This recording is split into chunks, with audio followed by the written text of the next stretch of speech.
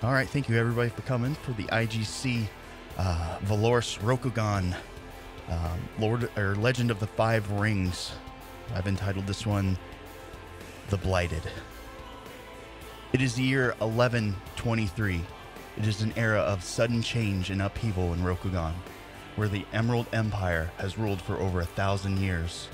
Mortal schemes, natural calamities, and celestial turmoil alike have disrupted the political, military, and spiritual equilibrium of the land.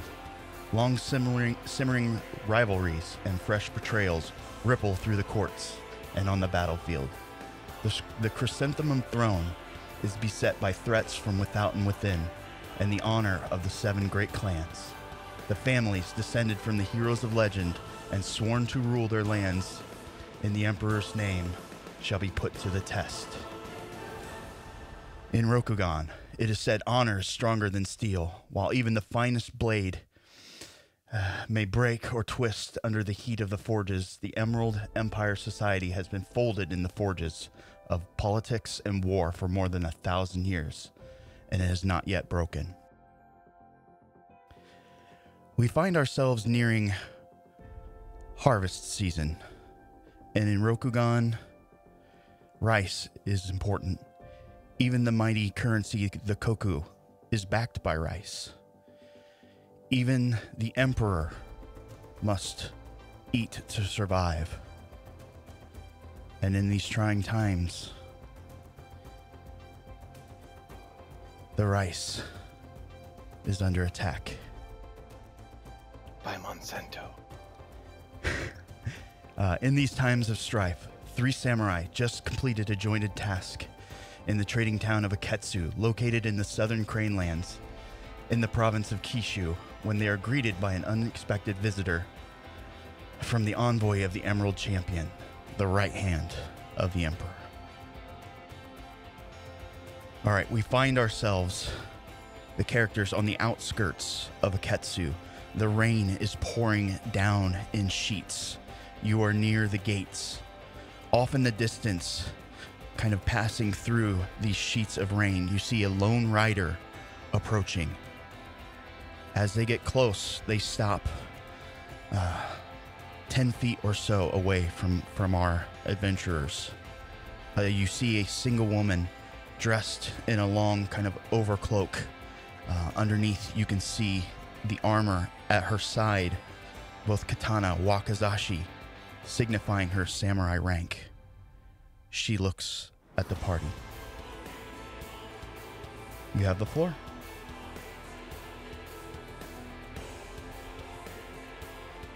It appears that we have visitors and they come bearing news. She grabs the reins and moves a little closer, about 5 feet. You, there, Crane, Scorpion.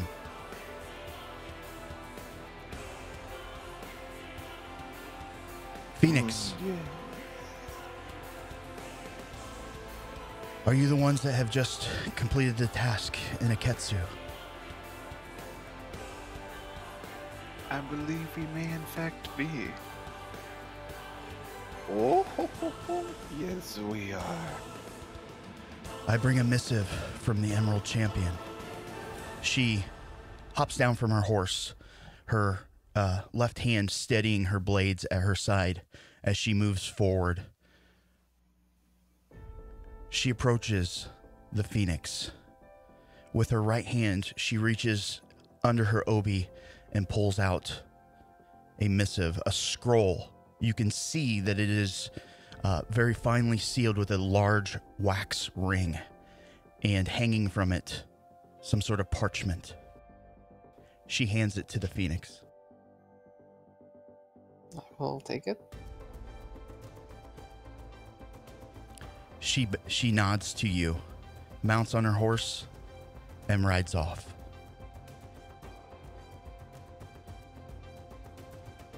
Well, that was unexpected, wasn't it? Yes, it quite was. Should probably get some Definitely. cover so we can read this out of the rain.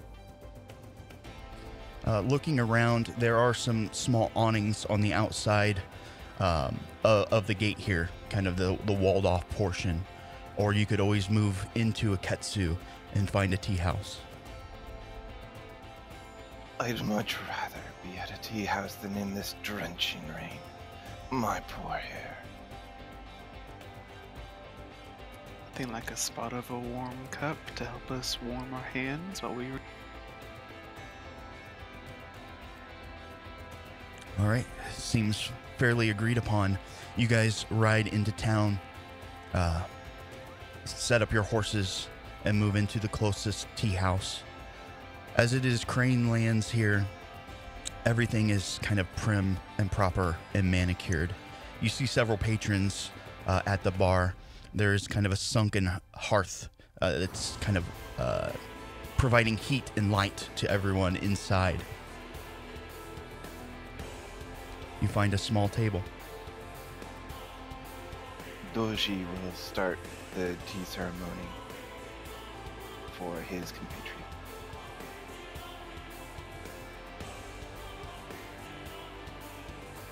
Well, Isawa, do not keep us in the dark. What does it say? Oh, Who?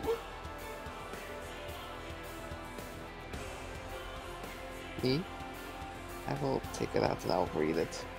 Okay, you kind of remove the scroll from your robes and obi. It is a large, hefty wax seal. I imagine you probably pull out a tanto or wakizashi, cut the wax seal in twain, and you open it up. You can see the very ornate, almost calligraphy-like writing on the inside. And it reads, "Honored representatives of His Heavenly Sovereign, Emperor Hantai the 38th. I hope this missive finds you well. I've received word of your work, and you have performed dutifully. And though your task is not yet done in Aketsu, you must adapt. There can be no rest for the servants of His Heavenly Sovereign. Troubling whispers reach our ears from the village of Garasutan, and I fear that in these troubled times, even wild rumors cannot be lightly cast aside. It is said the rice paddies of Garasutan have gone black and rotten, that the water and earth of Doji Plains are tainted with some magic malady. I bid you travel to Garasutan, a mere day's ride from Aketsu, and seek out the source of this blight, be it man-made or otherwise. I've enclosed with this letter a parcel containing 4 fingers of jade. I pray you have no use for them. In our Emperor's name, Doji Satsume of the Crane, Emerald Champion." If Doji says we must, we must. These are troubling tales of rice paddies gone black, right during the harvest season. Something is amiss. There seems to be something in this here.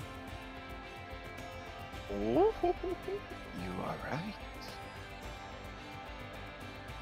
We best get there soon, but I suggest we enjoy our tea and head out in the morning. These are your lands, Doji-san. Do you have anything to share about what we might expect when we arrive? Hospitality.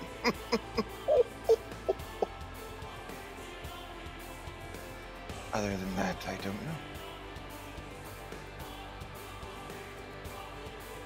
All right.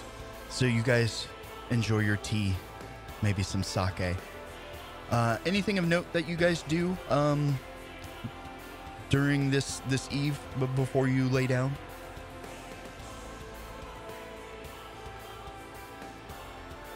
Not especially. Doji-san will try and listen for rumors in the tea house about the rice paddies to the northeast. All right.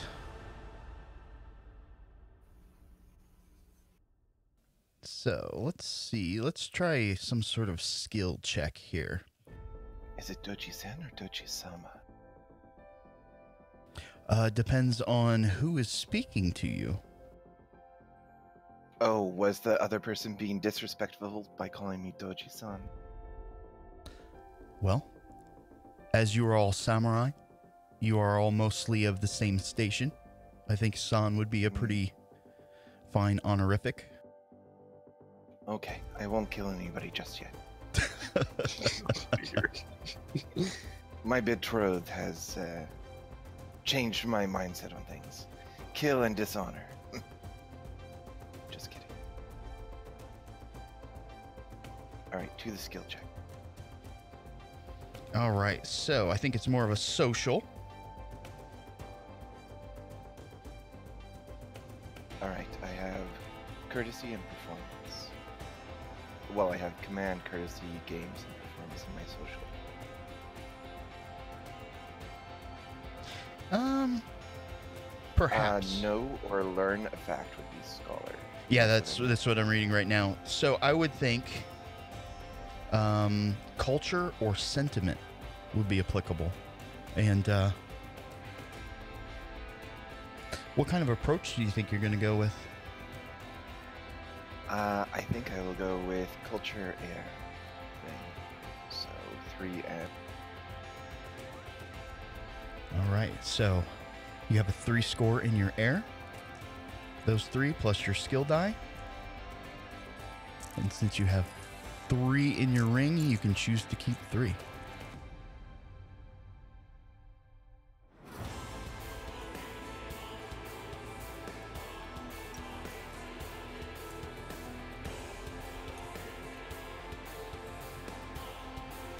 All right. And what kind of symbols do you have? It looks like I have opportunity, strife, exceptional opportunity. No, exceptional success, opportunity, and 2. All right, and which ones are you going to keep? Explosive success is something that you can roll and add if you wish.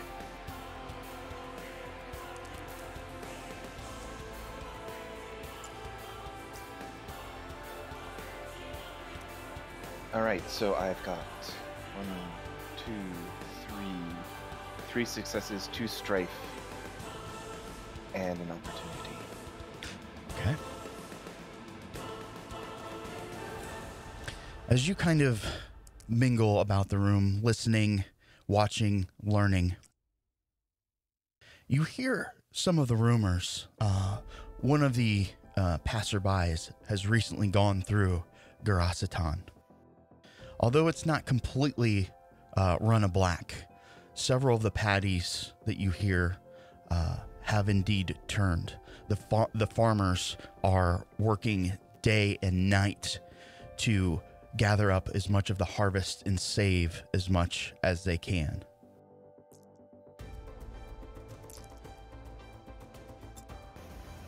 And anything for the opportunity? Do you have anything that you wish to kind of spend it on? If not, we can turn it into a kind of a narrative.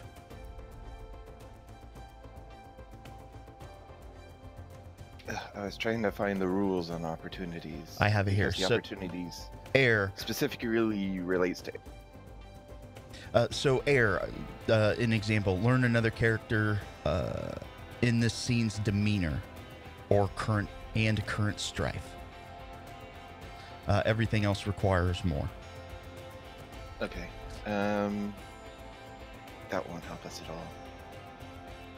Maybe I can try and judge the demeanor of Doji-sama, who gave us the scroll. Very stoic, very duty-bound, though it seems that maybe she knew a little bit about what was going on, and she was perhaps judging you guys, weighing you up. More of a test than anything. And I think that's all I'm going to do for tonight before heading up. Okay. You guys do your nightly and morning rituals. You awaken in the morning, gather your things, saddle up your horses, and get ready to ride out to Garasitan. This morning, the rain has died quite a bit, though it is a kind of a light drizzle. You move mostly unimpeded through the crane lands using natural roads. It is getting close to dark when you get very near Garasitan.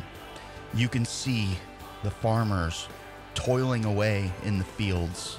Most of them are fairly far away.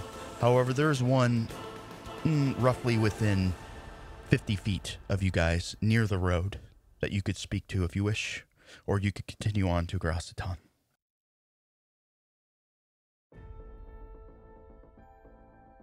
I think I'll stop and try and engage with them. Okay. How do you do that? You said it's a farmer on the side of the road? Sorry. Yeah. Are you going to yell at him, try to flag him down? Kyo will kind of bring their horse around and dismount and kind of walk up to him and say, "Oh, hail, we're can we speak with you for a moment?" Can we speak with him? Of course we can. What's wrong with you? Oh. He doesn't even turn around at this. Can't you see I'm a little busy at the moment? The samurai demand your attention. As he kind of turns around, he immediately realizes his mistake, seeing 3 samurai in front of him. He immediately prostrates himself in the ground, in the mud and dirt. He couldn't possibly get any lower, save for breathing in the kind of water line that he's, again, kind of entrenched himself in. My apologies. I did not know, my lord. Oh, come now, that is not important right now, Doji-san.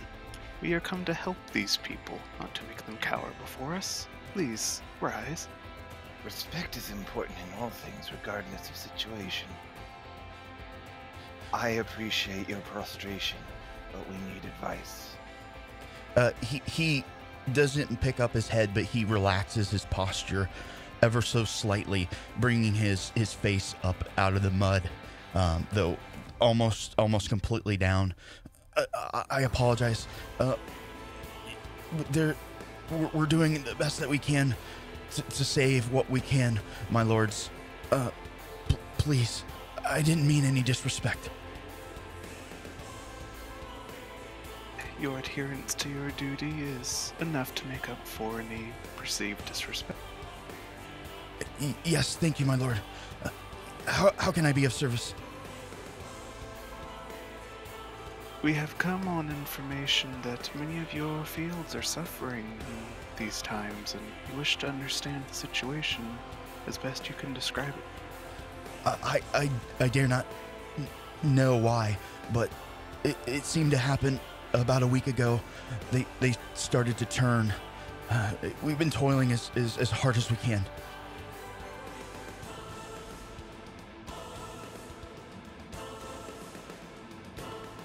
What has changed recently in this area that might disturb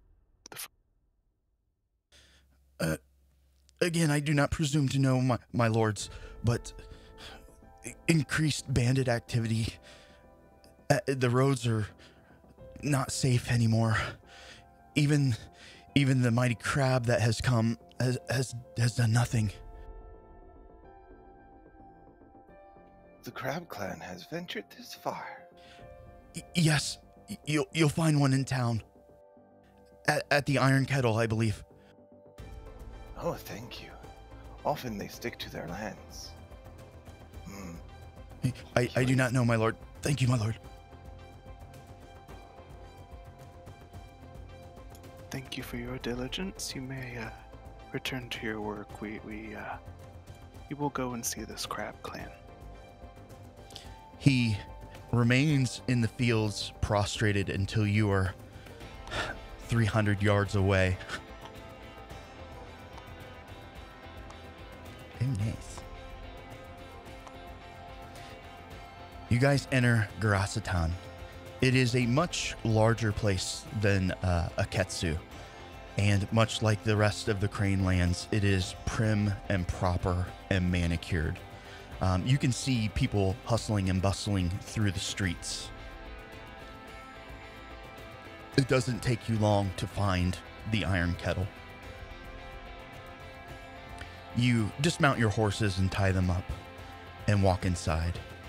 You can see a very large open common room. Again, the hearth is sunken down, providing light and heat to all of the patrons. Several tables are full of people making merry and drinking, but none more than the table of where the crane is sitting. You can see by her stature, her broad shoulders, she is a mountain of a woman, and you can see her just pouring back drinks as she barks at someone playing Go with her. No, that is not the way to do it.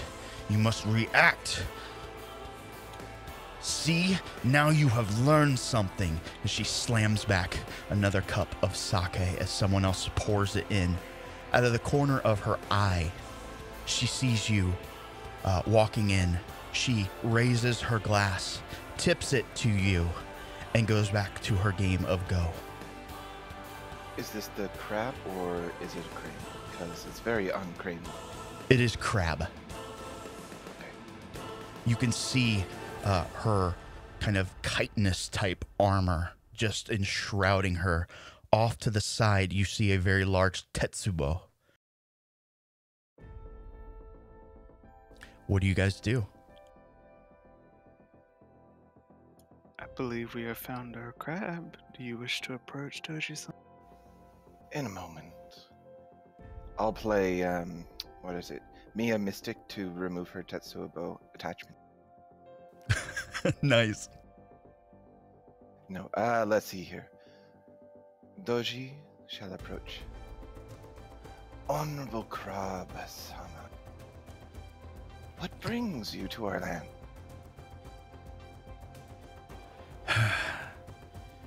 I'm sent here on duty, but first, a game of Go. Oh, you wish to take on me?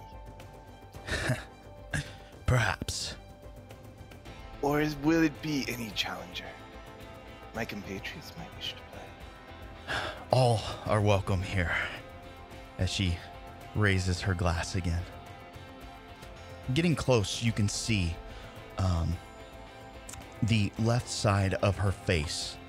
Looks like some sort of large claw mark is been moved down. You can see the large scar and the tearing of skin as it has tried to repair itself over time. But a nearly kind of milky blind eye is what she is left with. While we have time to celebrate, let us celebrate. Do you wish to play a game with me? I almost didn't see you, little scorpion. It is a compliment you pay me. So, I imagine you're well versed in the game of Go. I have enjoyed a round or two in my childhood. Then sit. Perhaps you will learn something.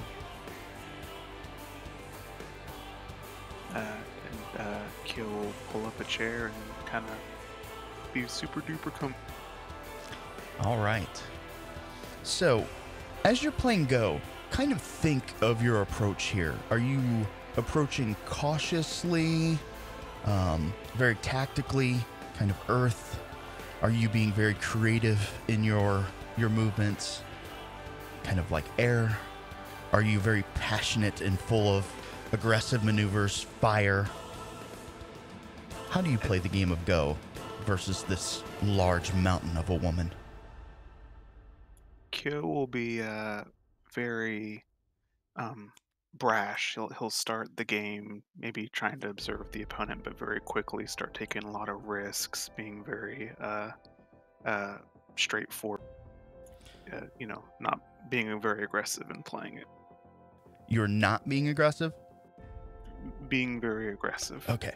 So it sounds like most of your game is going to be under the fire. So if you want to make me an opposed game roll versus this crab woman.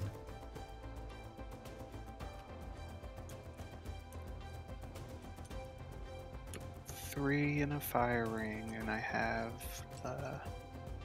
a 1 skill in game. Okay. So 3 black die, 1 white die, and you can keep 3.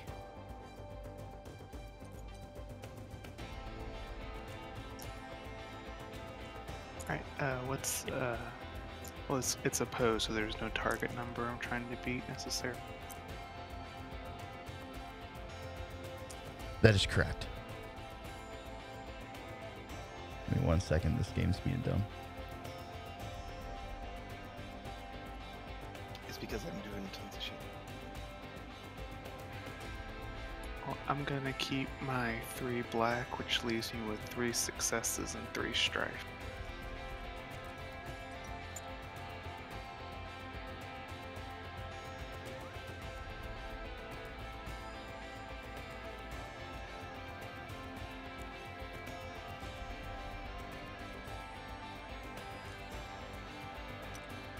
I've got 1 exploding success.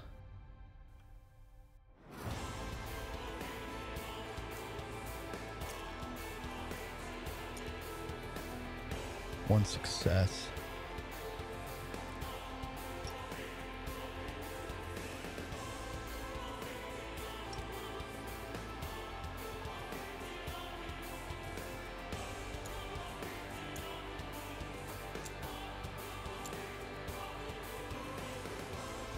Three successes and strife.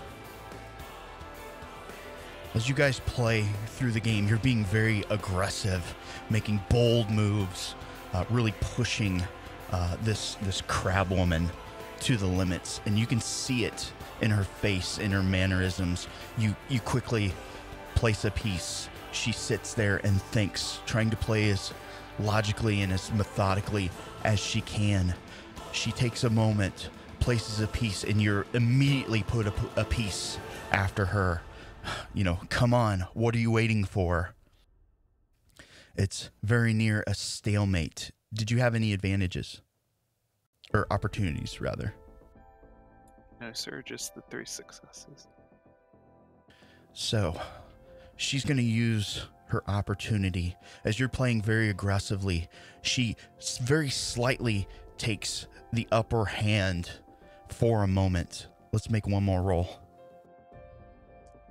You can, of course, change your approach if you wish. The one on that second white is an opportunity.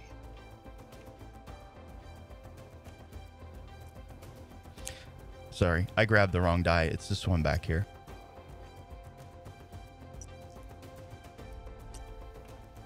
Because I had an explosive success, I rolled one of the ones in the back.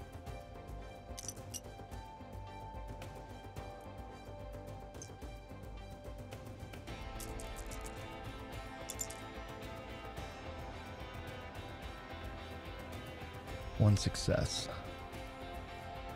2 successes. 3 successes.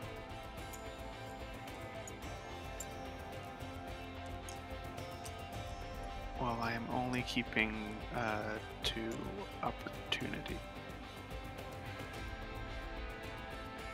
So 2 opportunity versus her successes.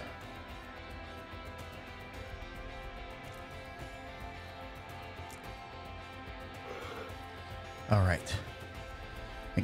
And you were still using the fire approach? Yes, sir. All right. So you after she had kind of gained the advantage, you still try to press on, trying to break her, but you can tell that she has played many a game of Go, and she uses your own kind of momentum against you and kind of quickly swoops in for the victory. She pours a large drink It's kind of pouring and spilling over the sides of the cup as she slides it over to you. Not bad for a scorpion. Thank you. You are a masterful player. I could never hope to compete, he says as he takes a drink. Your honeyed words. But why are you here? Surely it is not for a good game of Go. Alas, such a reason would be enough for me to travel across the kingdoms, but, no, business is what draws us. Business. Duty, you mean? One and the same, perhaps to different eyes, but yes, duty. We have been summoned to observe and reflect upon the malady that affects this.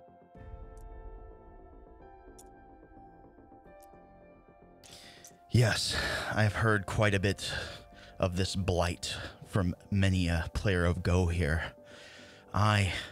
However, my duty takes me to Aketsu.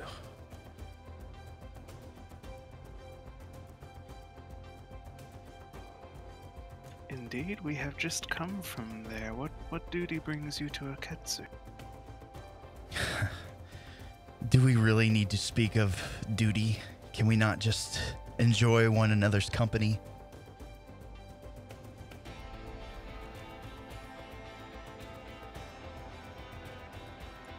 Yeah,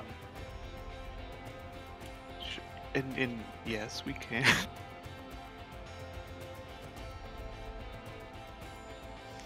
All right. Let's just do everybody make a check here. Let's get some dice out here. So let's do it's going to be scholar sentiment. And then again, think about your approach and describe how you are approaching this and why you came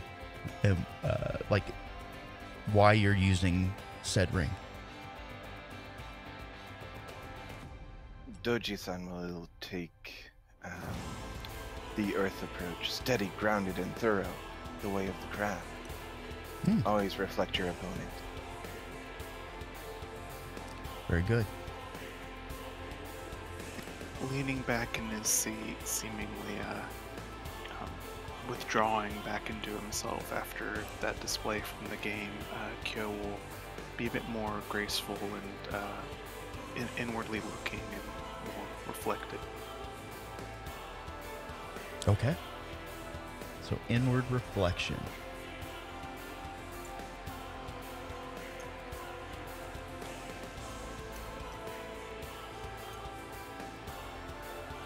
Feel free to copy paste the earth ring, the ring tokens, so you know which one we've chosen.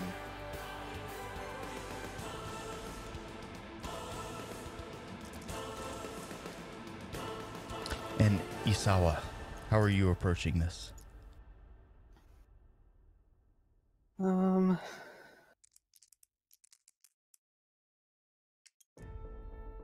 think she just kind of wants to hang back and kind of just assessing the situation, not really being involved too much. I think a water approach is trying to be perceptive about her demeanor. Perceptive, using your senses, or perceptive, kind of logically thinking things through?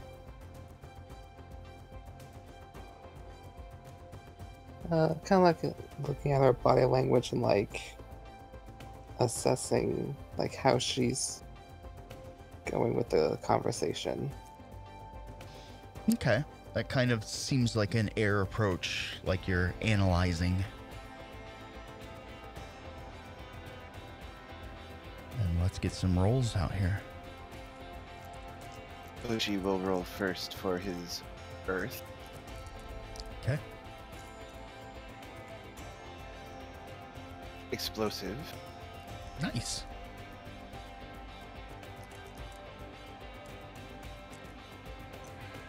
So I will just keep the success with 1 strike.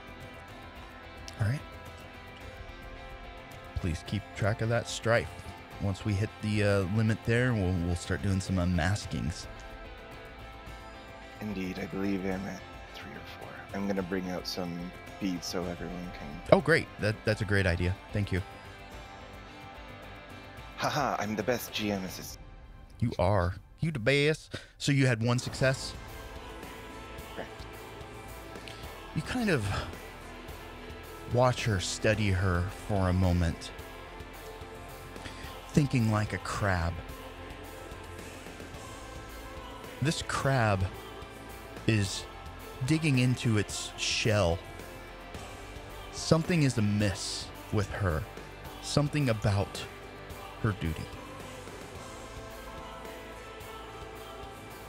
All right, who would like to roll next? I had 1 success and 1 opportunity. Okay. Again, you having the most direct contact with her, playing Go with someone, you can really kind of tap into them. You can tell she is absolutely trying to divert the conversation away from duty. For as far as advantage goes, you feel again like she's hiding something, and it is very directly related to her duty.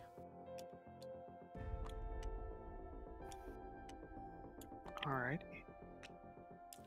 And then Isawa. I've got 2 successes and 1 strife. Okay.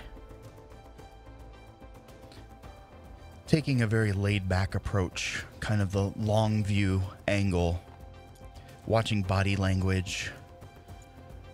Whenever someone talks about duty, it's very slight, but you can see her almost tighten up. The joints in the armor kind of creak ever so slightly.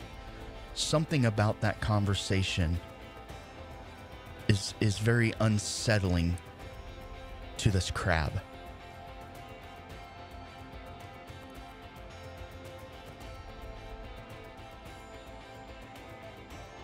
Again, she says, "Do we have to speak of duty? Can we not enjoy each other's company?"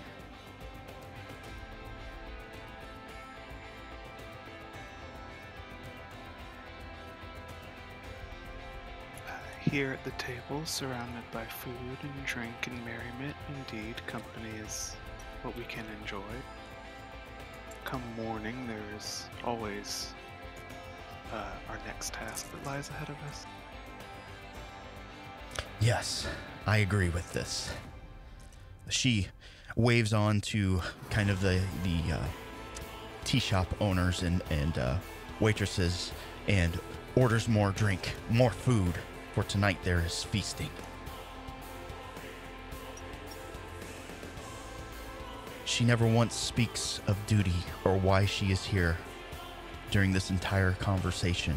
What kind of topics are you guys wanting to discuss? Politics,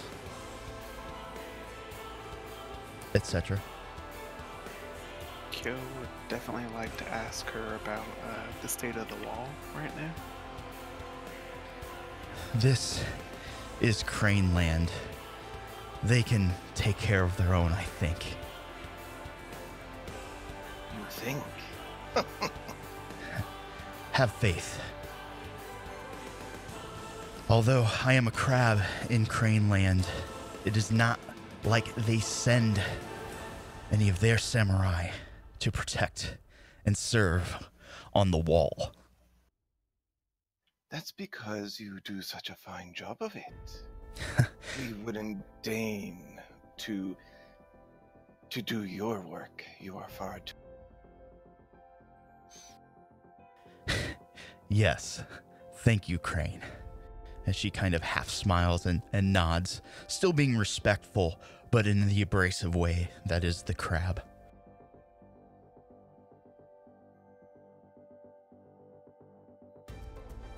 And you, young Phoenix, so far from home, enjoying the sights and sounds of Crane Lands? It is quite enjoyable, yes.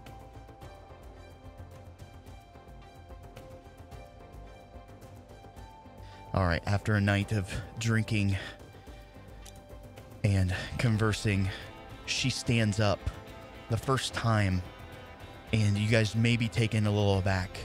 Even for crab, she is huge. Broad of shoulder, she stands nearly 7 foot tall. She grabs her Tetsubo and gives a courteous nod as she heads up the stairs to her sleeping quarters. You can hear the creak of the floorboards moving overhead as she's passing by.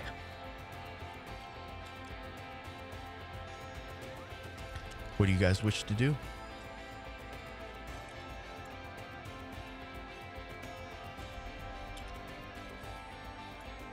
Well, my companions, I do believe that it is safe to say that our crab friend keeps some secrets within her shell.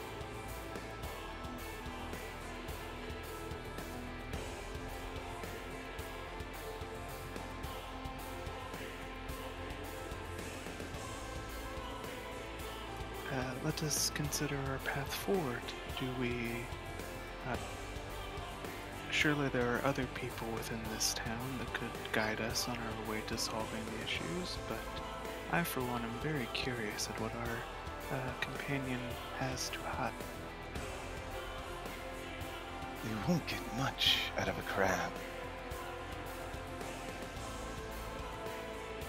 I think it's best we move on. Let her do her duty that she's so hell-bent on. All right. So it sounds like you guys are going to bed down and then start asking townspeople in the morning.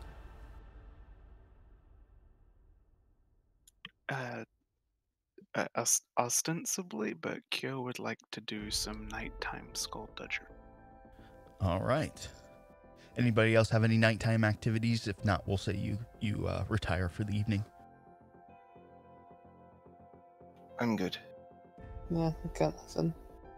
Okay. So, what do you got on your mind, little scorpion?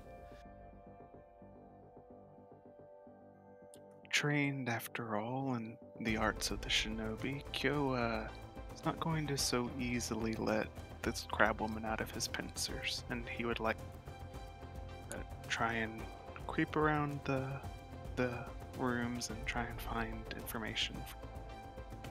All right. The rooms or her room? Try and find her room, that kind of stuff. Okay. So, let's make a skullduggery, and I think air is probably the most appropriate.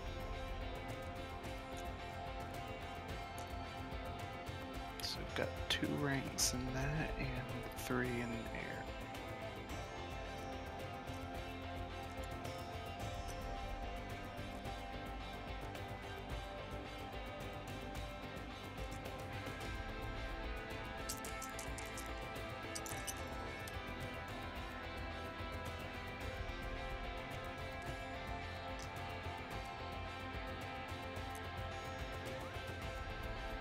I'm just gonna keep the 2 white. And what was your total? So that's 1 success and 1 opportunity.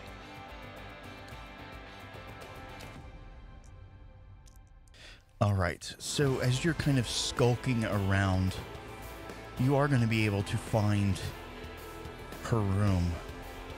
Opportunity. As you kind of prod on the door just ever so slightly, you know that it is unlocked.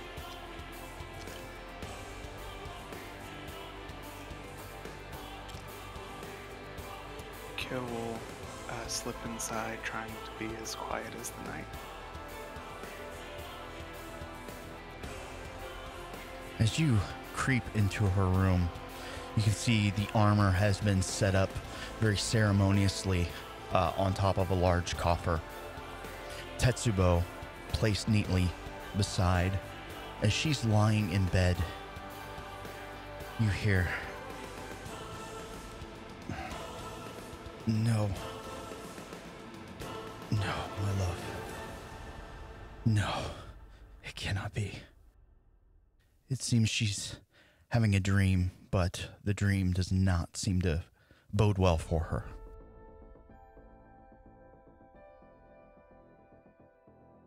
Looking about the room, do I see if she has, like, other than her armor, personal effects stashed anywhere?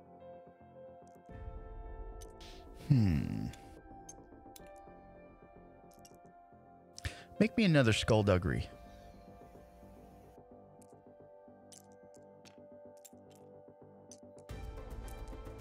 Same approach or a different approach? How are you approaching? The default is air. I'm gonna try and keep leaning towards air, trying to be as methodical and precise as possible. Sounds good to me.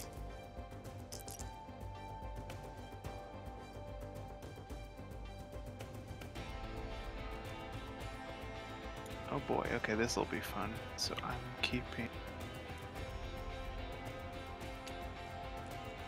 Oh fuck, it rolled. That was 2 opportunities, and I'm keeping an explosive success and strife. So the strife will unmask me. All right. As you're going through... do you want to unmask now? You don't have to. The penalty is whenever you roll, you cannot keep dice with strife until you unmask. Okay. So yeah, I'll keep my maximum strife, but I won't unmask. Okay. And sorry, how many successes was it? 2? It was 2 opportunities and 1 explosive success. Okay, so success. As you're kind of rifling through, this is probably, again, strife represents a buildup of emotion. As you're going through her things, you do come across a kind of a painted picture, a very nice drawing. You can see her outside of her armor. Not the most gorgeous woman that you've seen, but not terribly bad either. Standing next to her is another large crane, kind of in kimono, all dressed up fancy, and kind of a little bit of a love letter, and their names are kind of inscribed down at the bottom. You see Hida Hitomi and Ide Hirumi. You see at the male side, Hirumi's side, kind of the effects that one that is a Shugenja would have.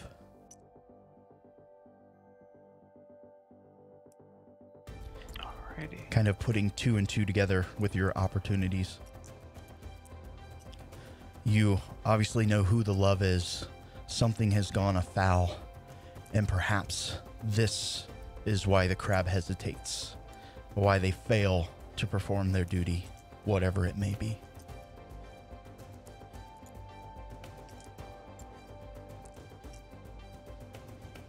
Duly noted.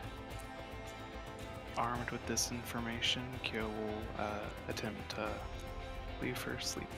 As you're moving out of the room, she stirs, doesn't exactly sit up, but just kind of defiantly yells, "No!" It kind of startles you for a second, but you think you are caught, or are not caught as you slink away into the night.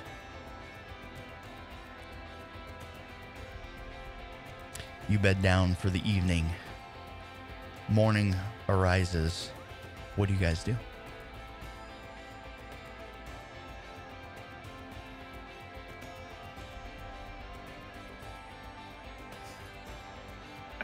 I hope this new day greets my companions well. How are you both? I don't have my usual entourage to help me in the morning, so excuse my lord. Even though Doji Ren looks completely marvelous, not a hair out of place. Laughing. The hair laughs at you. Almost laughing at your lack of Bushido. Oh, ho, ho, ho, ho, ho. And Jiyozawa-san, how are you this morning? I am doing okay. Eager to figure out what is going on here.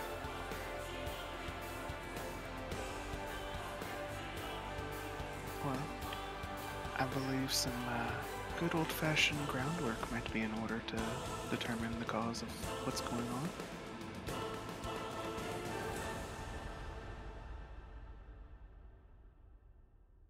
All right, what do you guys want to do?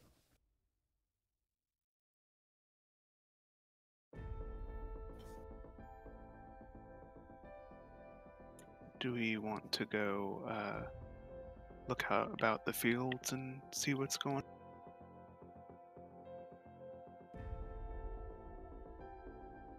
I guess that's the best approach for now. All right, so you guys saddle up, head out into the rice paddy fields. As you're traveling, again, the farmer's toiling away. Along the road, you see an older man, maybe in his 50s. He seems distracted, distraught, kind of sitting along the road, almost sulking, his head buried in his hands, seems to be crying.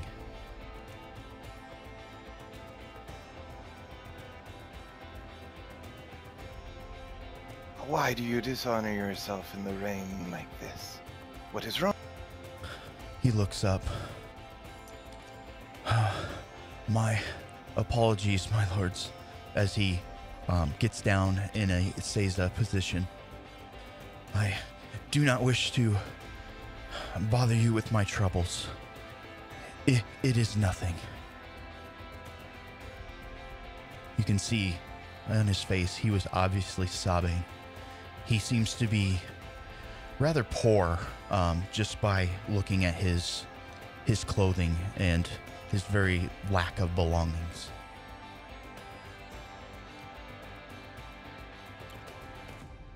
Don't dishonor yourself further by acquiescing to our request. Tell us what's wrong. Yes, my lord. I was headed north to pray at the shrine to the kami. I was set upon by bandits. They took something that was very precious to me and my family. As you see, my son has grown very ill. I wish to offer up the last things that I have in hopes that the 10 great kami would bring favor upon my family, but the bandits have stripped me of my pride and my possessions. I fear the worst.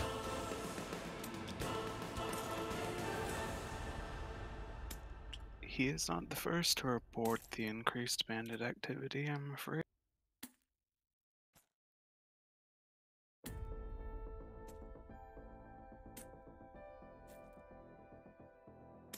I guess we... Sorry, go ahead.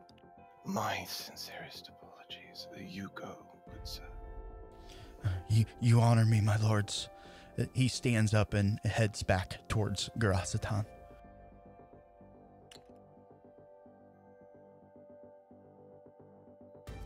My esteemed crane companion, why do you not have more men-at-arms to protect your lands from bandits if they trouble these people so? That is beyond my purview for the moment, until I ascend higher in the ranks of my clan. My honor is unbeseechable, but so is so many of my family.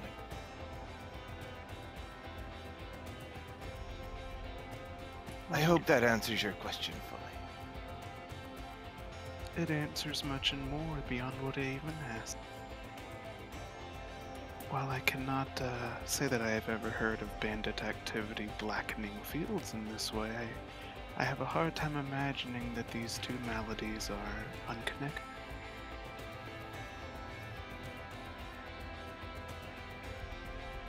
I guess we should find those bandits and tell them to leave, lest the corrupt and come and murder them.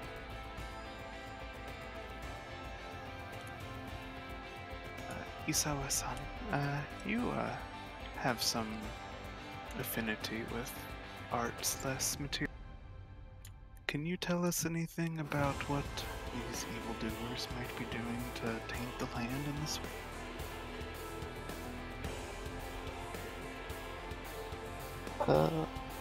Would I know of anything? You could maybe make some sort of void check to tap into the supernatural. Let's see if we got any special abilities on your sheet.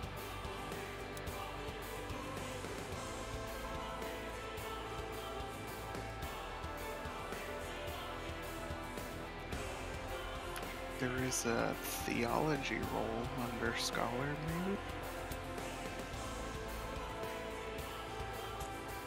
Yeah, that would be a great roll, and I would say it would be under void.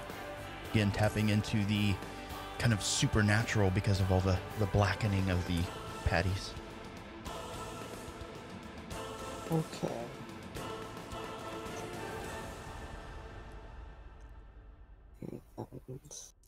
Also, one thing that I do want to note, Bayushi seems to be on edge this morning. Even for Scorpion, his stinger is visibly showing, so to speak.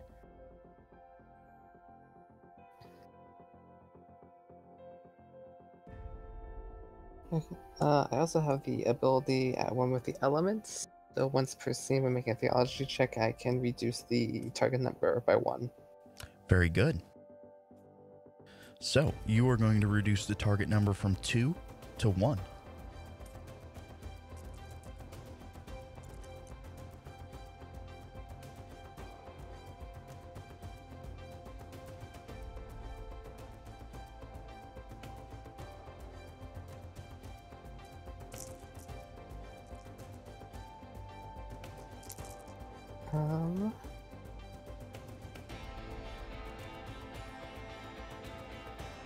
Which options? Let's take a success, a strife, and advantage. Okay. So go ahead and record your strife there. So it is an absolute success. You kind of tap in to a little bit of the supernatural, mixing in religion. You're able to discern kind of how these two things, at least what you believe, how they're connected. With the increase of the blight, rice is a bit of a shortage, as any officials or kind of samurai, protectors of the peace, might be trying to deal with this. That leaves an opening for bandits to move in, and it seems it's gone unabated for a while here, at least a week, and they are now preying on the innocent.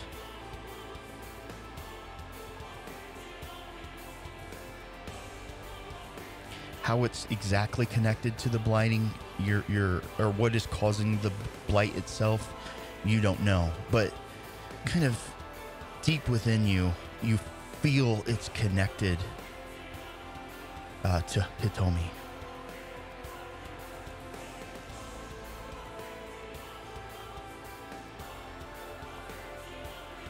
Okay, I'll relay all that to the group then.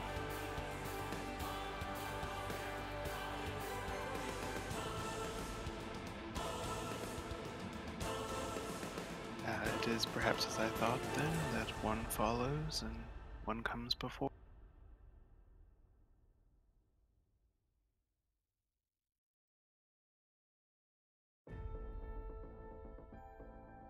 All right, you guys gonna try to move in, try to find these bandits, or move in the direction of the shrine that the old man was going to make his offerings when he was quote unquote ambushed? Mm-hmm.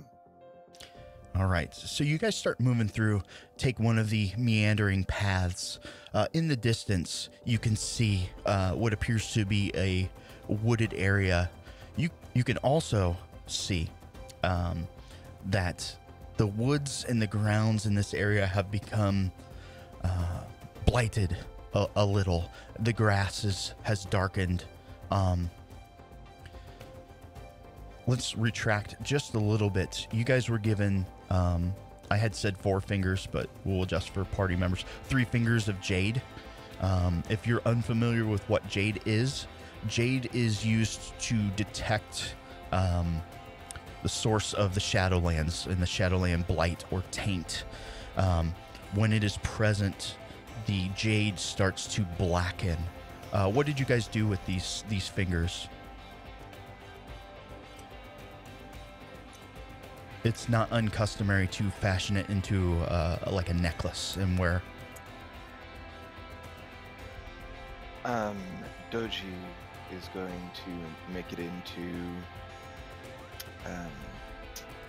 a ring-like entity, a bracelet for his hand, very Okay. small.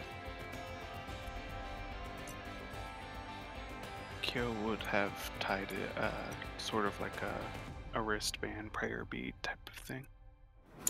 Okay. I probably would have gone with the necklace. Okay. Is it outside your robes, or is it tucked in? I'll probably keep it tucked in. Okay, fair enough. As you guys approach closer to the woods, you can see kind of a small stream that runs by. At the distance, you can see several figures kind of moving about. You can't hear what they're saying, but again, you know that they are there.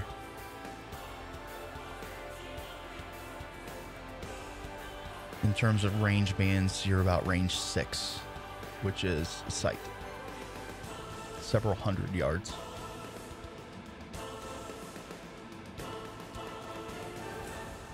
We are not alone on this path. Let's not be discourteous. We should go greet them. As you guys kind of kick your horses and move in, you see several figures. One of them is kind of slinked off in the back. You can see that he has unstrapped his Yumi. He hasn't knocked an arrow. You'll see a kind of a larger man who has like a woodcutter's axe. And you see another man who has a very simple sword. Not a katana, just a straight blade like Chokuto. They see you approach. And very courteously, he nods and bows. Good day, my lords.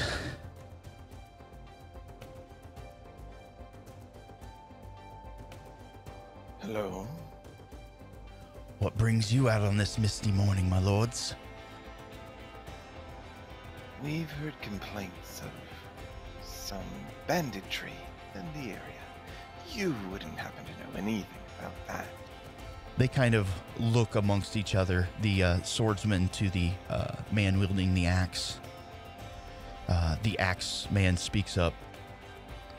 We heard there were some bandits deeper in the woods, but We pretty much just hang out here, collecting tolls. I see. What do you lot think? Doji says to his partner. It appears to me that you are well armed for those who would tend fields or watch the road. It's not for the people, it's for the creatures in this forest. It's for our own personal protection, the man with the axe says.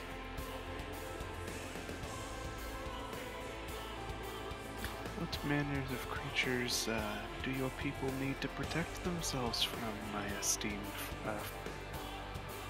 The swordsman speaks up. He kind of slides that little bit under the rug.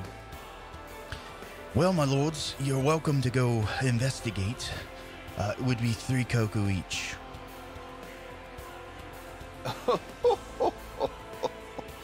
You dare. Peasants, samurai, everyone's equal here. Everyone can pay their fair share. He kind of I dare say starts we aren't equal. tapping his sword on his hand.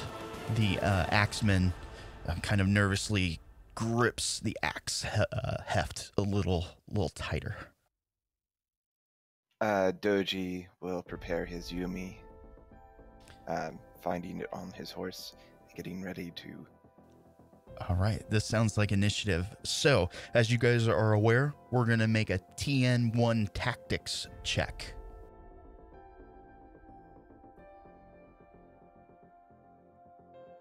You also need to declare your stance. So the stance is one of the 5 rings, and they each offer different kind of benefits, and we can go over those.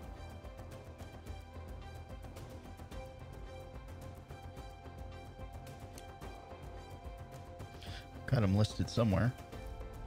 Here we go. So the earth stance. When you make an attack action and scheme attack action checks and scheme action checks that target you, they cannot spend opportunity to inflict critical strikes. So you basically harden yourselves, prepare yourself for the worst. Water. During your turn, you can perform 1 additional action that does not require a check, and the action cannot be, you can't double up on an action, so to speak. Fire. When you succeed on a check, you count as having 1 additional bonus success for each strife that you roll on your check. Air. You increase the TN of attack and scheme actions targeting you by 1. And your school rank is not 4 or higher. And void. While you are in void, you do not suffer strife from results. So think about how you guys are approaching this combat. Pick a stance and roll tactics.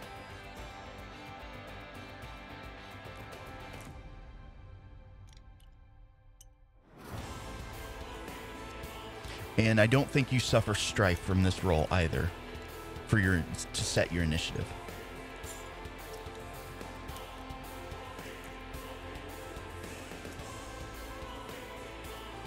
I am using the air stance, and I have just keeping the 1 success. Doji is using fire stance with an air approach for 3 dice, keeping 3, 2 success, 1 opportunity. Well, you're using which, fire or air? Fire stance. So when you're in that stance, that's the ring that you will roll for your action. Alright, I'll reroll. Sorry. And how about you, Isawa? I'll go with a fire stance.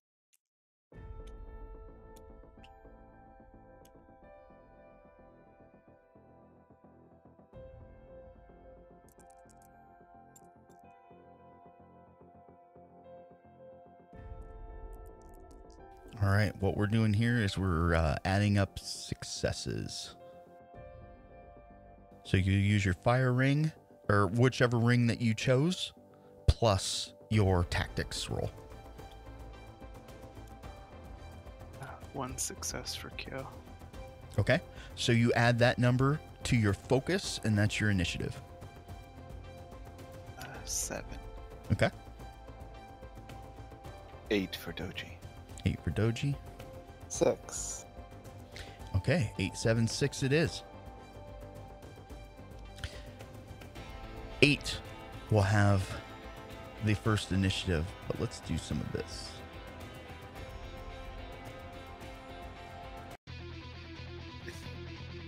A little bit of combat music. All right, Doji, go ahead and describe what you are doing. Doji will take out his Yumi and knock an arrow, trying to dissuade the bandits from any further action and shoot at their foot. Very precise air ring, air stab. Okay, so let's make a TN1 check. Any particular skill, martial, ranged. All right, so Yep. that's one skill and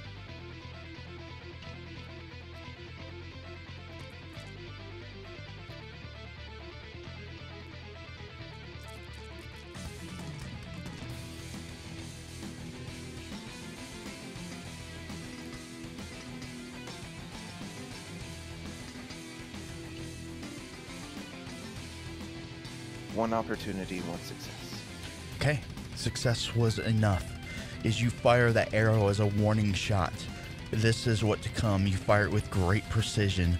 It lands directly in front of the feet of, well, you can choose. The man with the sword, the man with the axe, or back in the distance, the man with the bow. Man with the sword, he seems the leader. Okay. It at his feet, opportunity. He kind of looks at you. You can see the sweat that had been building up in his character. You can see a momentary kind of hesitation or doubt in his eyes. So that was 8. 7 will be player character, then an NPC. So I think the Scorpion had 7. All right, So what do you wish to do? How close am I to the two with melee weapon? So I would say that you are a good range.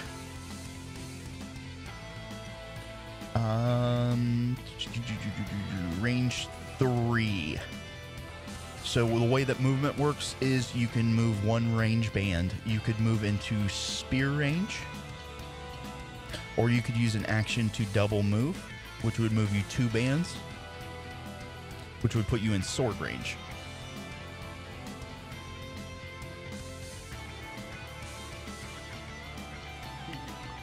Bayushi will draw his katana out and just kind of take the one range band move forward, kind of stepping menacingly to and he'll say, "Come on now, come on. This is not something that we would permit in my lands, but if you threaten me here, then I'm afraid I'll have to make you pay the price."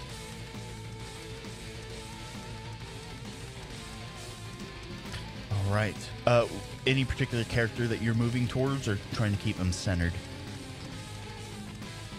I'll kind of be moving equidistant between the two with melee weapon, Okay. kind of squaring off at him.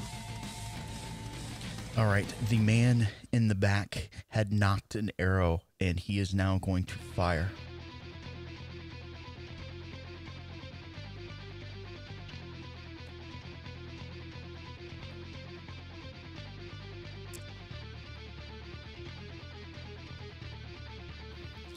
Nice. There's so much stuff on this board now.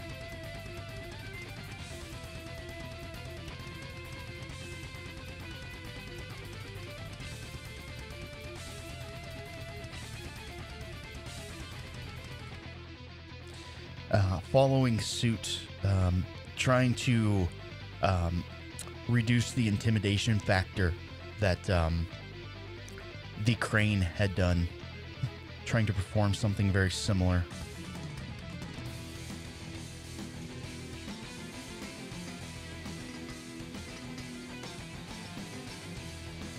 Explosive success. Explosive success. Explosive success. Wait a minute, what? Huh? How many explosive success? Gee, 3 of them? maybe he should be the samurai, not me. What the heck? Yeah, that's pretty ridiculous. Okay, so... What range band were you at? So sorry. He's at spear 3.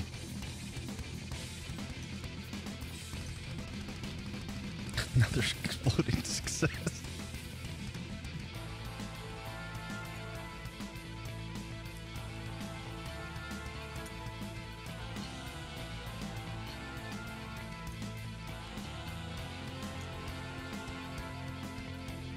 You need to get new dye. Yeah. So again, he was trying to kind of intimidate the group. He knocks an arrow. He has so many successes. He's able to pull out another 2 or 3. An arrow lands in front of all 3 characters, inches away from their foot. The swordsman is going to rally a little bit at this and go, "That'll be 5 Koku now." And now it is initiative 6.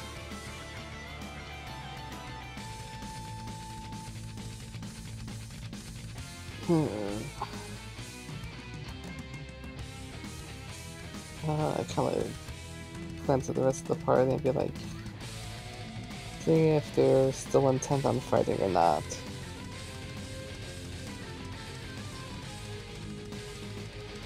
Indeed. Q is definitely still advancing. Okay, then I will approach.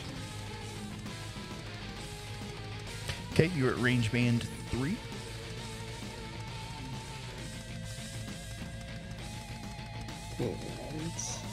And I don't think I have much else to do, so I might as well just move a second time then. My action. Okay, that can put you within sword range. Did you have a preference between the man with the sword or the man with the axe? I'll head towards the axe.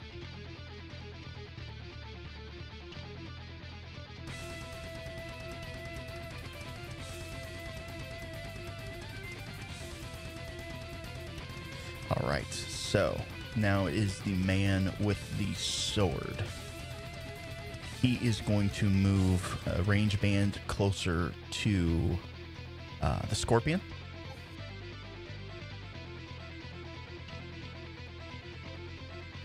And I think that puts him within sword range then.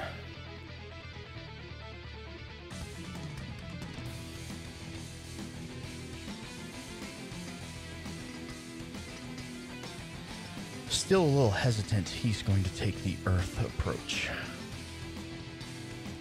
Where did the dice go? They're in the infinite bags approach. Oh, gotcha. Okay, thanks.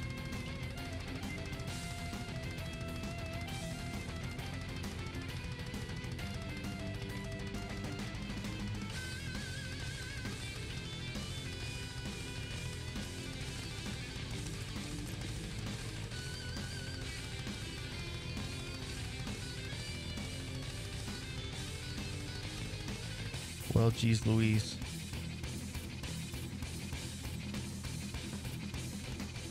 We're gonna keep just the. Do I want the strife? Yeah, we'll take that.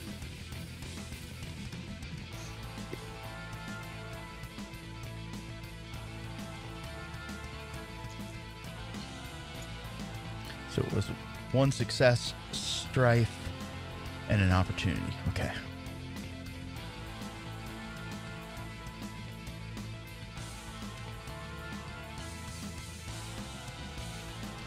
Trying to determine if that hits or not. Because I think it's TN2.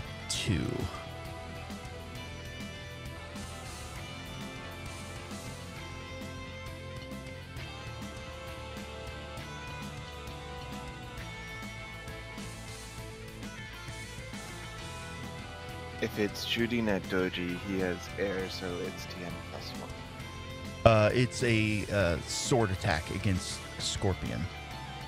I see. I'm pretty sure it's a TN2 to hit. So he runs up, swings his sword as the Scorpion kind of just passes to the side. It is now... Got one more. The axe guy, I believe, is his turn. And he's going to move one range band closer.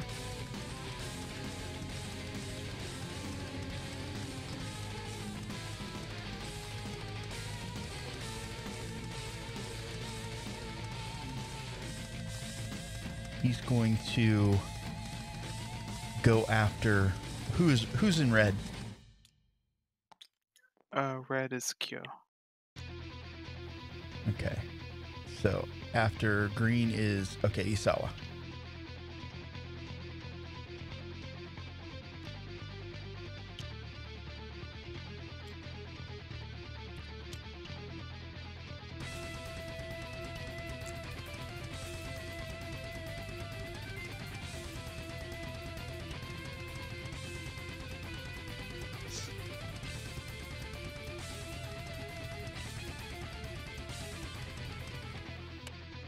So close to my other character's name, I get confused all the time.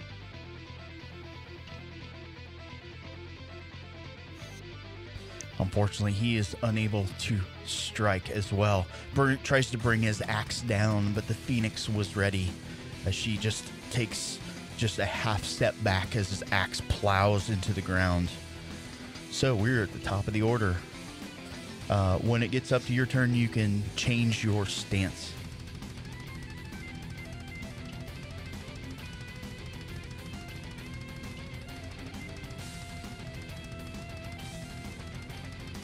Doji, it is your initiative. Doji will switch his stance to fire. And immediately fire another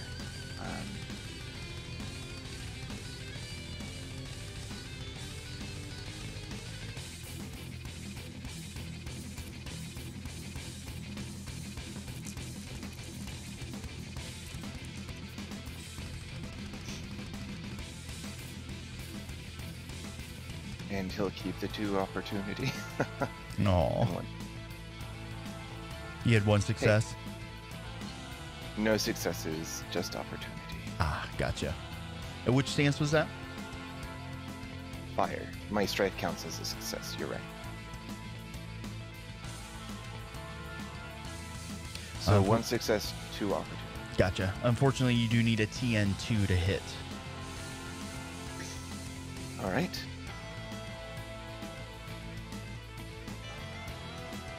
That should end my turn. I'm going to stay. You can spend your opportunities. Let's see. You can... one is perform a task in a flashy way. Draw attention to yourself. That's kind of 1+.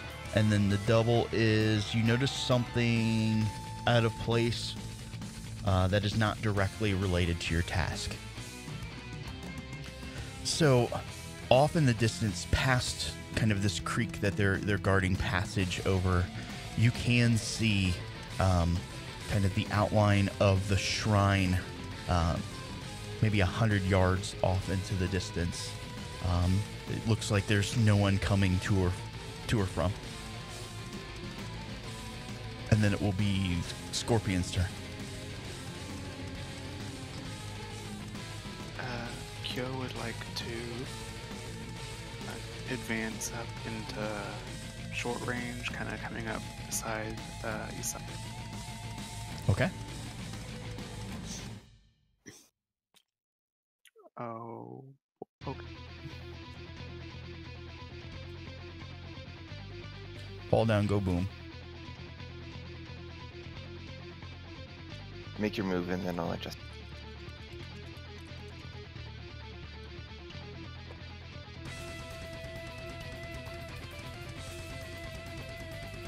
Coming up beside Isawa. Coming up beside Isawa, Kyo will take his drawn katana and make a good old slash at the axe. Okay, great. Again, you need TN2.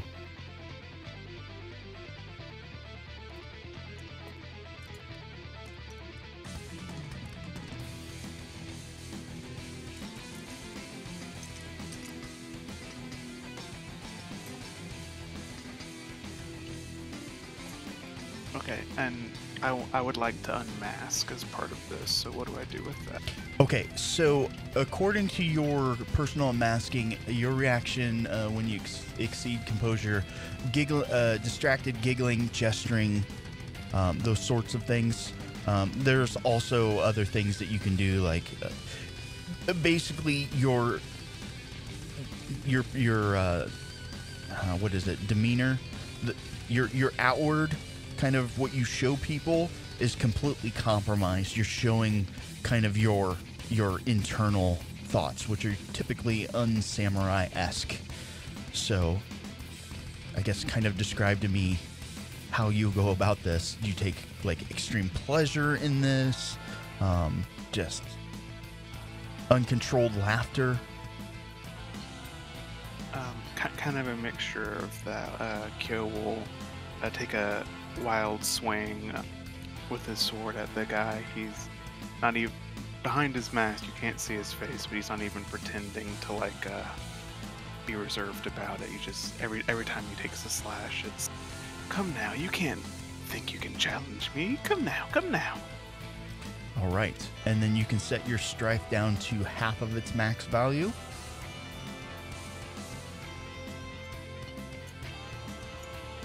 And then you can have the benefits of adding strife if you need for successes. Okay, Fuzzle, where did you move my dice? I don't know. They disappeared. Oh, okay.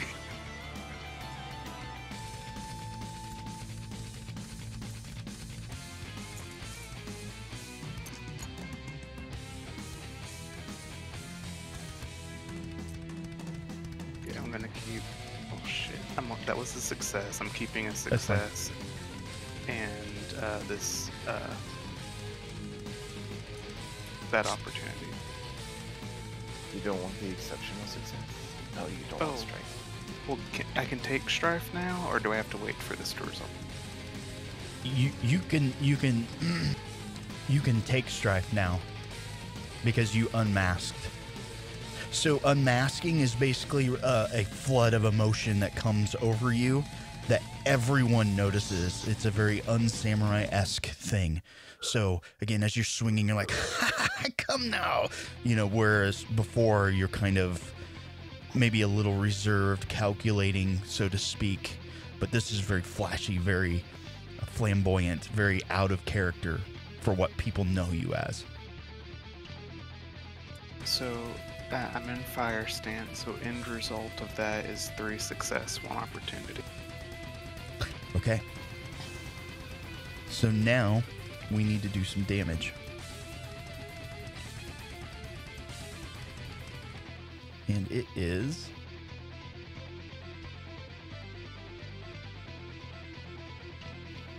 So you've got a damage of 4. You deal your damage equal to the weapon's base damage plus your bonus successes. You may also spend 2 opportunity to perform a critical strike if you have it. So what is your total? 4 plus... 3 success, 1 opportunity.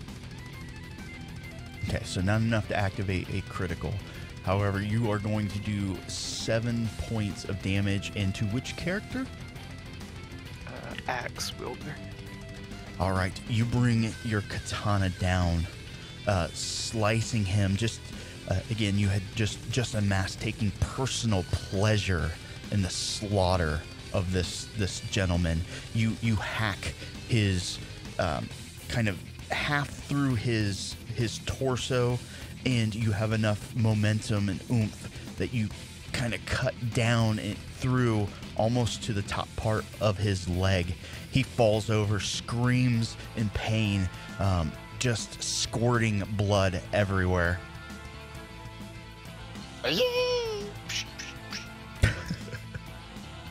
All right, so it is the bowman's turn.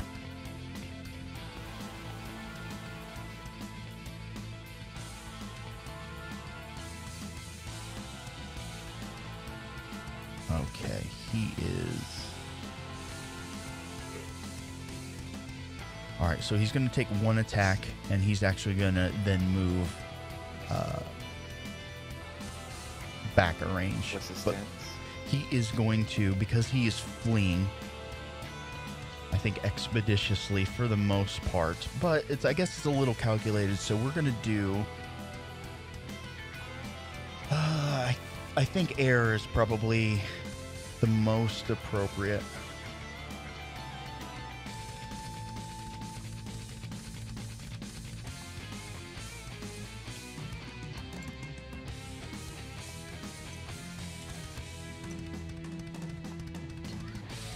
And he is going to try to fire on the scorpion who just took out his friend.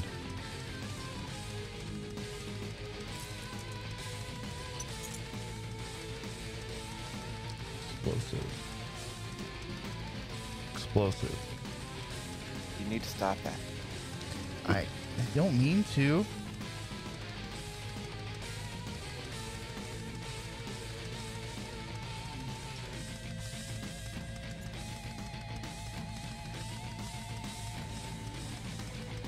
So I think it was 2 explosives. Both of them had strife.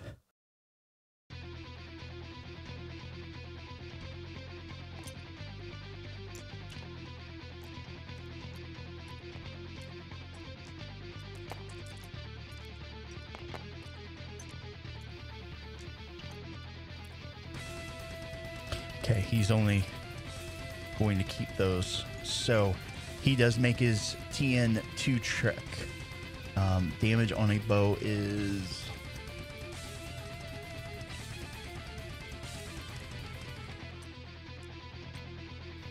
Do any of your characters have a bow? What's the base damage of a bow? Let me look. Unfortunately, they don't have it on the GM screen. Well, it says my character doesn't actually have a bow with him. Goddamn. Let me try and find it.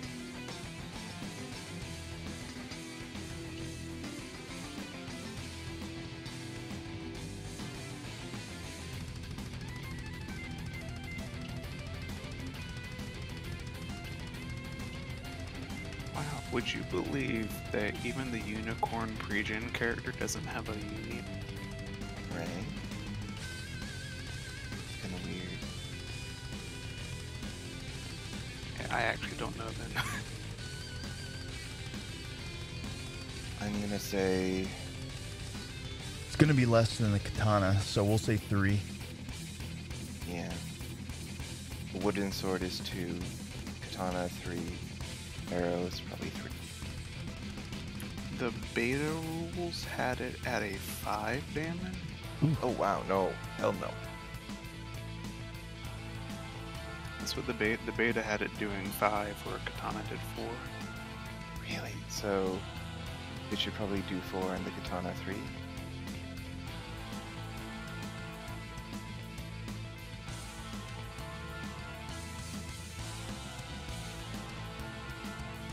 I found the chart.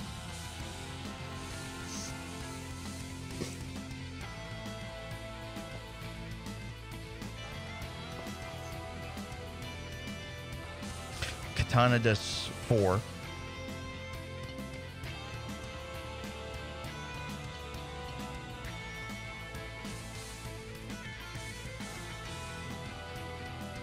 And ranged weapons, Yumi does 5.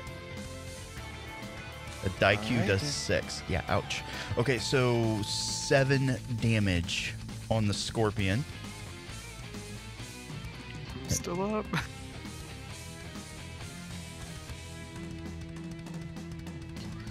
And it is now Isawa's turn.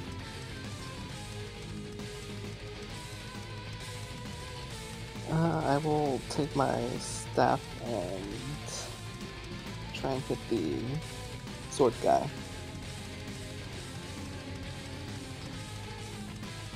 I'll be using a fire stance. Okay.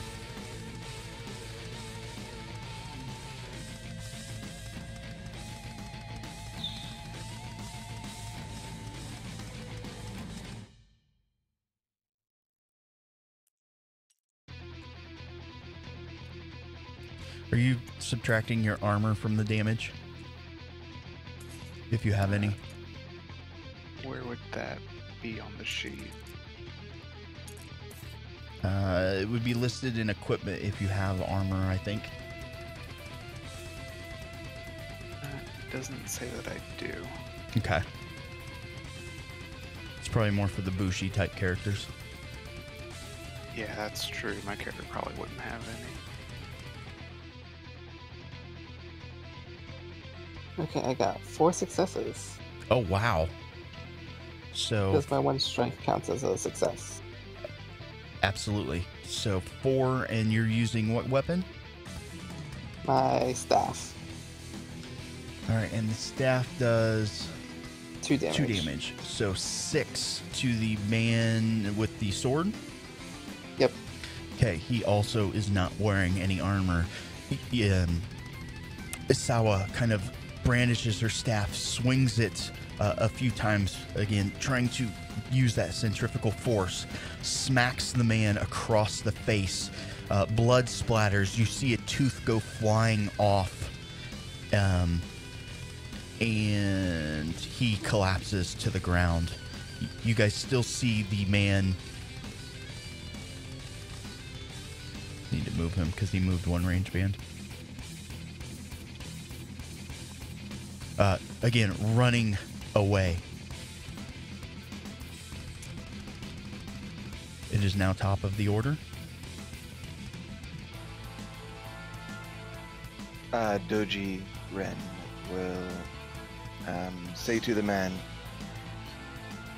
"Don't run away. Maintain your honor. We won't murder you in cold blood. We need information. Come back." No, he's running like hell.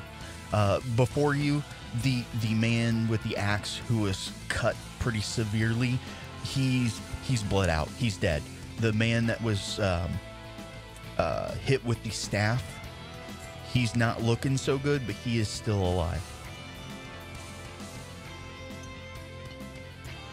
I guess I'll fire my bow in air stance.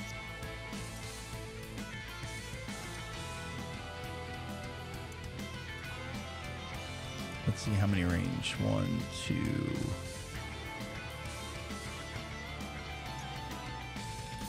You can, but I'm going to increase the TN just because of how far away he is. Can I do my move before shooting? Yeah, absolutely. So, TN's going to be 3 now instead of 4. Okay, I'll give this a shot. You can do it.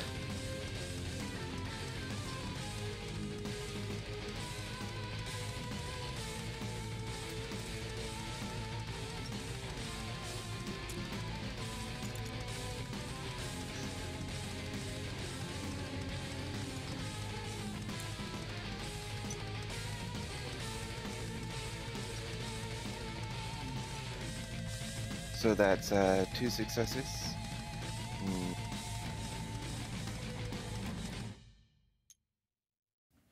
Okay. You pull back on your bow, launching it. It's going to land maybe 3 or 4 yards behind this character as they are just bolting. At this point, they drop their bow and just run as though their life does depend on it. All right, so what we're going to do here, we're going to bring ourselves out of combat as that guy, he's just got too much distance on you guys for you to be able to catch up. You can interrogate the one man if you so wish, but we're going to just take a quick, let's take a 10-minute break or so. Well, let's be back at 2:05. Does that work for everybody? Mm-hmm. All right. Okay. We'll be right back.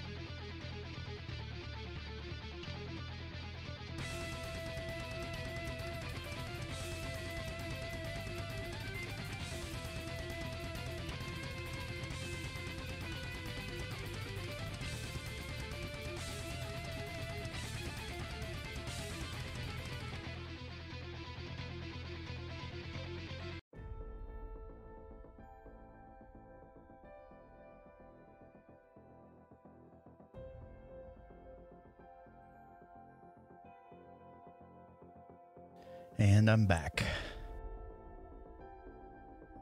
Hello. Hello.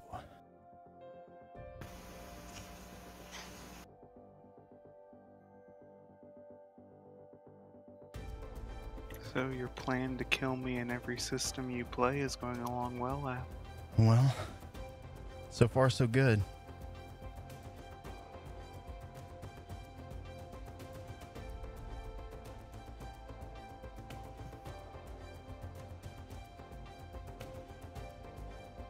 Is everybody back? Yes. All right. So you guys have bested these bandits here. One of them is still clinging to life. The kind of the misty morning picks up. The rains start to come down. Not incredibly hard. It's a drizzle at this point. What do you guys wish to do? Not sure if Thuzzle is back yet.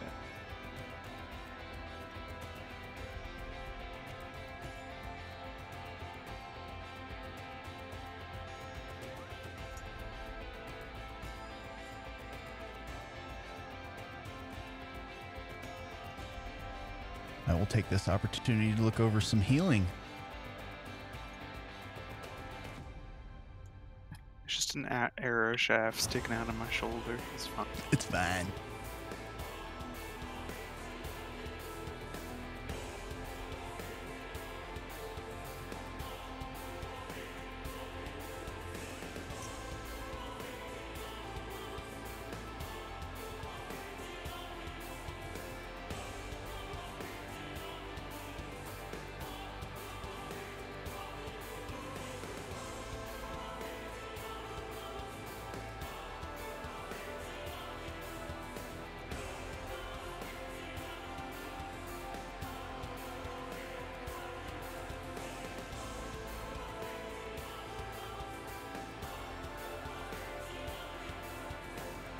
Apparently you cannot heal in this system, ever. Oh. I'm still looking for it. That's going to be dangerous, no healing. Hey, he's back. So Welcome you back. can pull off multiple from a thing by right-clicking or pressing.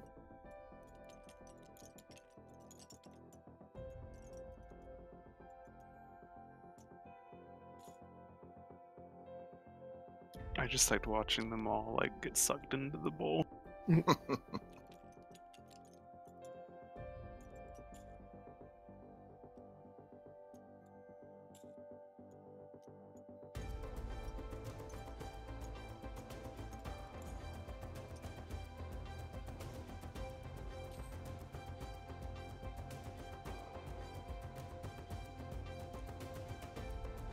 Okay, so damage is done a little differently here. So in damage, there's different ways, and then it goes into fatigue. And you need to roll, I guess, against the fatigue.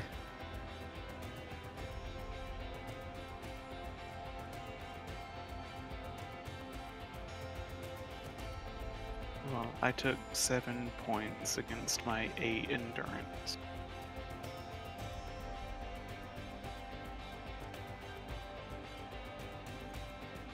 So it's just 1 point of fatigue because it bypassed everything. So it says, so increasing, reducing damage, you try to reduce it down to 0. If you can't reduce it to 0, then you have to defend against it, and it becomes fatigue. When an effect deals damage to a character, even after reductions, the character must defend against the damage. If they cannot, they suffer a critical strike with severity based on the damage source. Based off the deadliness of the weapon. To defend, you must receive an amount of fatigue equal to the remaining damage. So yours was? So I took a total of 7, and I have 8 endurance.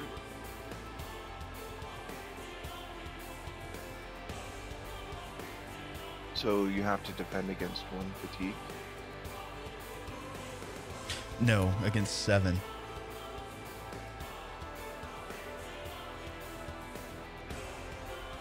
It doesn't become damage, it becomes a critical strike. So I didn't get enough to exceed that to get a crit. So is it saying I didn't technically get wounded near? Alright, a critical strike has severity values dictated by the method it was inflicted.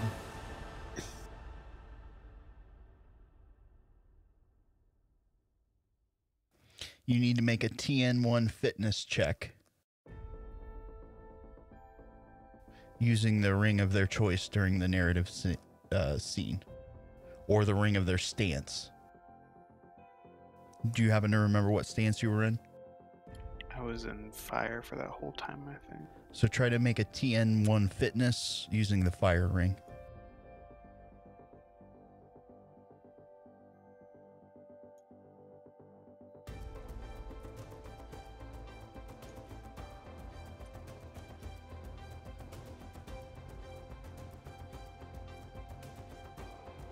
Just one success.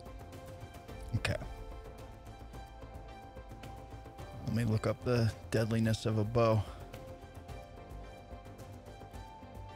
Deadliness, not its damage value. Great. That is correct.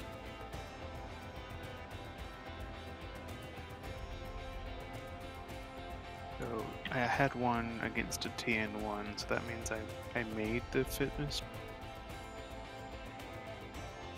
Yeah, one success TN1, right? Yeah, I think so.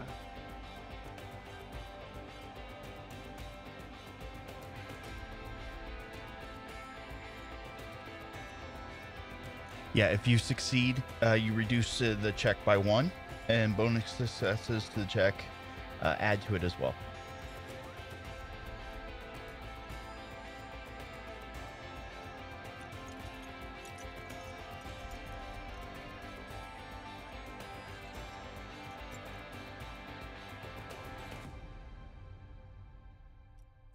So a deadliness 3, you reduce it by 1, becomes a 2.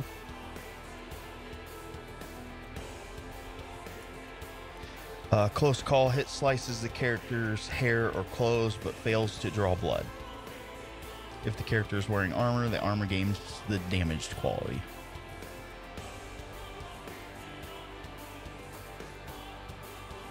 Well, I'm not wearing armor. Okay, so we'll treat that one as a very close call. All right, so let's pick up back on the scene. One character lays dead before you, his woodcutter's axe laying at the side, kind of half covered in the mud. The sword-wielding gentleman is down on the ground, the blood mixing with the dirt, kind of making a reddish-brown spot underneath him, his sword laying at his side. The other character has fled. What do you guys wish to do? Oh, sorry, the mist kind of turns into a light drizzle at this point as well.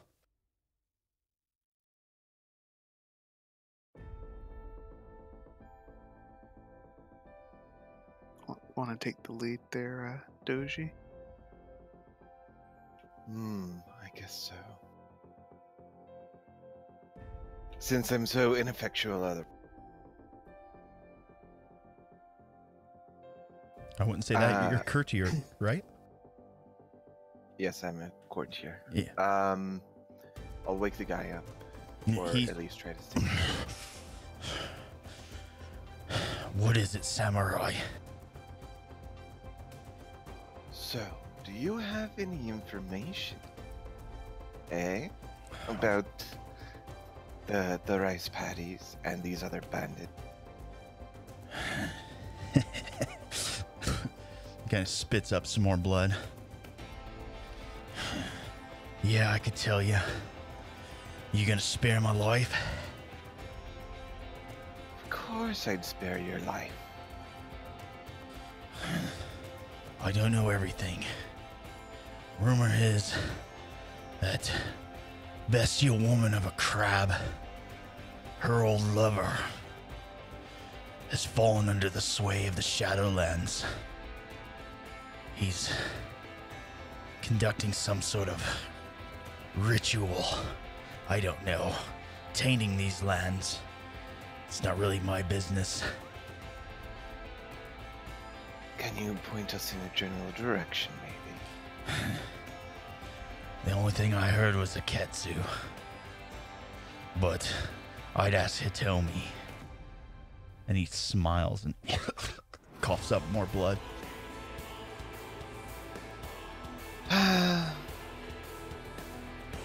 Such a sad thing. And Doji will take out his wooden sword and try to knock him unconscious. Okay. Yeah, it won't make you roll with that. You just... items, visible note, there is that woodcutter's axe, there is the sword, and whatever they have on their persons. Doji will take the chokuta. Sure. It's basically a katana. I can get you the stats for it.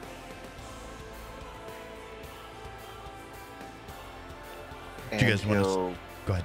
pick up the Yumi that the other guy dropped, because he did drop it, didn't Yeah, absolutely. Do you guys want to search them? he? Yes, and after searching, I'll kill the guy. Awesome. Oh, dang. There's a reason for it, if anybody wants to hear it. Well, do explain your methodology. This is a man without honor. I am giving him some in his final moments by letting him die at the hand of a samurai. Absolutely. So, make a mental note of that. If we continue on with these characters, you would probably receive some bonus honor there at the end. All right, you go through their persons, not a whole lot. You find about 15 koku, and you find kind of an odd thing. It's like an amulet. It has been emblazoned with bits of jade, some opal. Perhaps this was the thing that was stolen from the old man.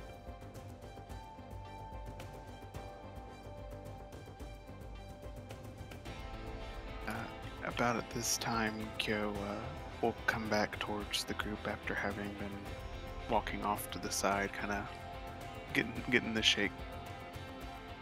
Hello.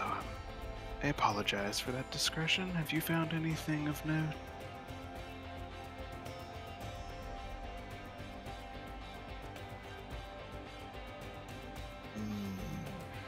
Not necessarily. Mechanically as well, if you guys have a build-up strife, if you were over halfway, you are now at halfway. It'll reduce down to half.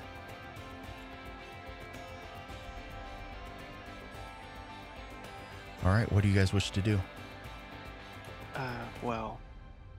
I have to say, Doji-san, your lands are much more dangerous than I had thought, given your reputation. It seems an outside influence finds us weak, eh? Tries to take advantage. They'll find we're no slouch. I only hope that, come the eve of your betrothal to my cousin, you will strive ever to make this land safe for her to live in, yes? Of course. She'll be under my personal protection, Destiny. But I must ask you this, and this is quite vulgar, but what is under her mask? Kyo will smirk unseen and just kind of tap the side of his. I believe that you will be the first to see such a thing. Oh, be still, my heart. Oh, virgin eyes. Anyways, we must back to Hitomi the crab. Ask her where we might find her dishonorable partner. If Alright. that's correct. Her betrothed? Her lover? You assume lover, yeah. The crab, huh? I might have some information to that. Tell me, Doji, what do you know of another crane family? Ida? Not much. Harumi is the clan name, the Okay, family sorry. name. Harumi. They're one of the great houses of the crab. Oh, the crab house. Okay, Harumi. I don't know much about them. I mainly am a courtier here in the Crane Land. Sorry, her lover was a crab? I thought it was a crane. Crab. Okay, I They're wrote both- that down. Yep, they are both crab. My bad. One of them is from the Hide clan, which is probably the biggest house of crabs. Even though you may not know her, you know the family name. The other, the Harumi, are also pretty big.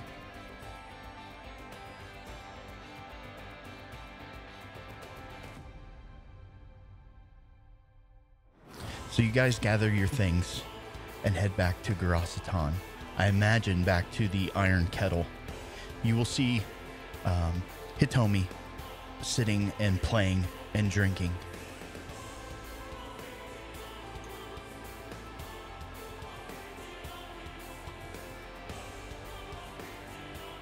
It is good to see you under a new sun. I'm sorry, I jumped. Did you guys want to go there, or did you want to see the old man first?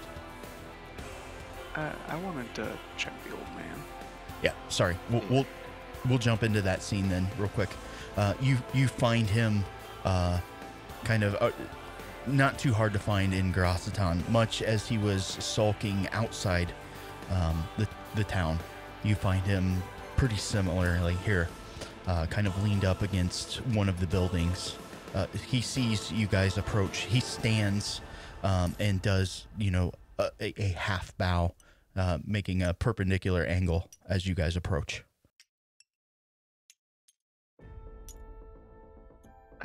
Did you recover the token for him, Dode? Aye, we have this for you. Take it kindly. As Doji produces it from his pouch, the eyes in the older man start to dance and come alive. As he sees that object, he immediately drops down on all fours. My lords, I cannot express my gratitude enough. It is our honor and duty to take care of those that are lesser. It is our pleasure. It is truly great that the samurai are restoring the hearts of the people. Thank you. He'll give him an ever so slight back. I do not wish to presume, but the bandits? There is one left. Those who were insolent enough to strike at me have been dealt with, as is according to the will of heaven. Many thanks, my lords. On your leave, I believe I have a small duty to perform. As his body posture, he starts to relax just a little bit. He doesn't stand, but on a moment's command, he will certainly rise. Yes, you may go. Thank you, my lords. He takes the object and immediately starts heading out of town towards the forest and the shrine. Very good. We should, of course, make note to tell the local authorities that there may still be some bandit activity to be taken care of. Of course, I'll mention it to my brother. Very well. I think one of the other Doji family members as part of the constabulary? That could be. Unfortunately, I have not engrossed myself in the lore quite yet. Read the 4th edition. It's got a lot of great stuff in the front. Okay, right on. Okay, let's jump scenes. You guys head over to the Iron Kettle at this point, and all is as it was just moments before.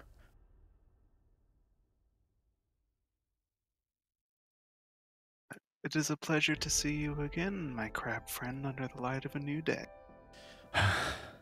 Do you wish to challenge the reigning champion again? Kyo will kind of eye both of his companions and see if any of them seem interested in. I believe I'll have a go at it.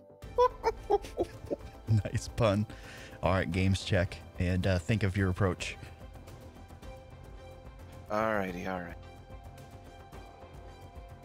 Can Kyo do any kind of sidelines shenanigan-assist?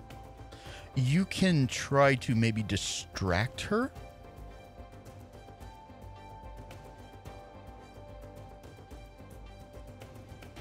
Is that kind of in line of what you were thinking? Yeah. So, Sorry.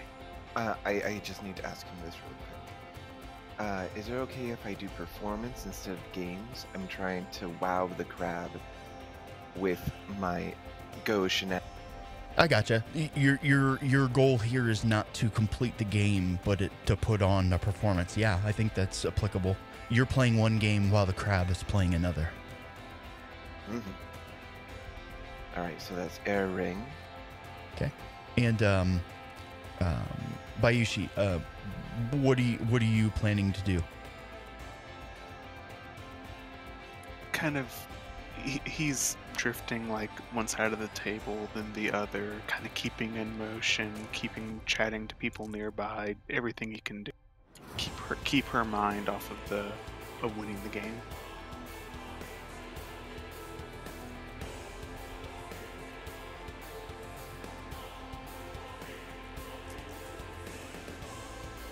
I guess kind of trying to unsettle her. Yeah, absolutely. Trying to think of what would be best. I kind of feel like it's skullduggery.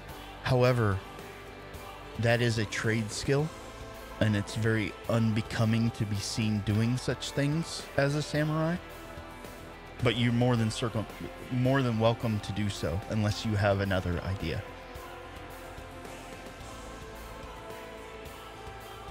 I'll take the skullduggery. Okay, and you can make a roll as well. We're gonna put your TN at a.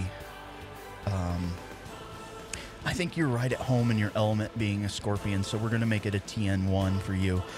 Bonus successes for you will add directly to Doji's score.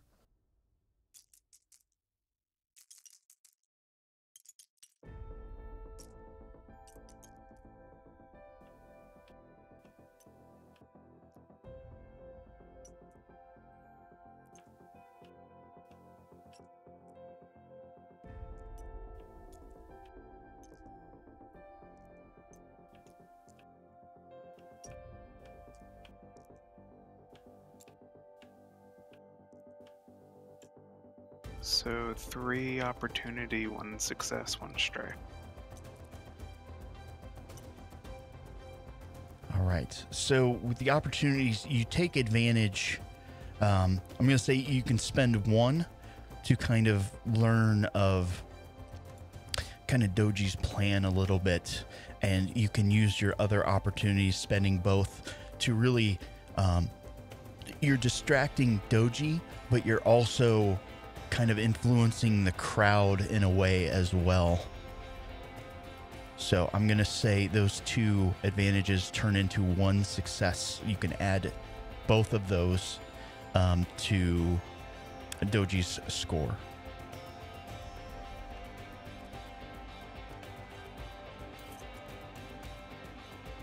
I have 3 successes.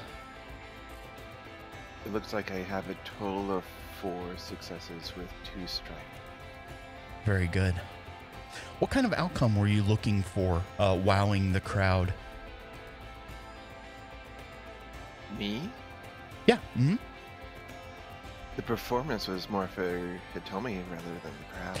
Oh, okay. Maybe I misunderstood you then. Okay. So you're using the performance to kind of get her off her game. And in this case, it absolutely works. We are going to bring the crowd into it just because I've said so much about them. They're watching with anticipation. No one, it seems, has seen Hitomi lose. And you are so unsettling to her, plus the efforts of your scorpion ally. You get her to unmask as it just that buildup of emotion. She slams her fist down onto the table. Very well played, Crane. Seems you and I were both playing something different. What are you getting at? She's incredibly rapacious, even for a crab. Doji takes a puff off his long, thin pipe that he's been smoking throughout. And he says, I just wanted to show you, yes, that a different approach is always good and may win you the game. We want to help you. She scoffs audibly, kind of towards the tail end of her unmasking. Show me what, Crane? Your lover has been abducted, no?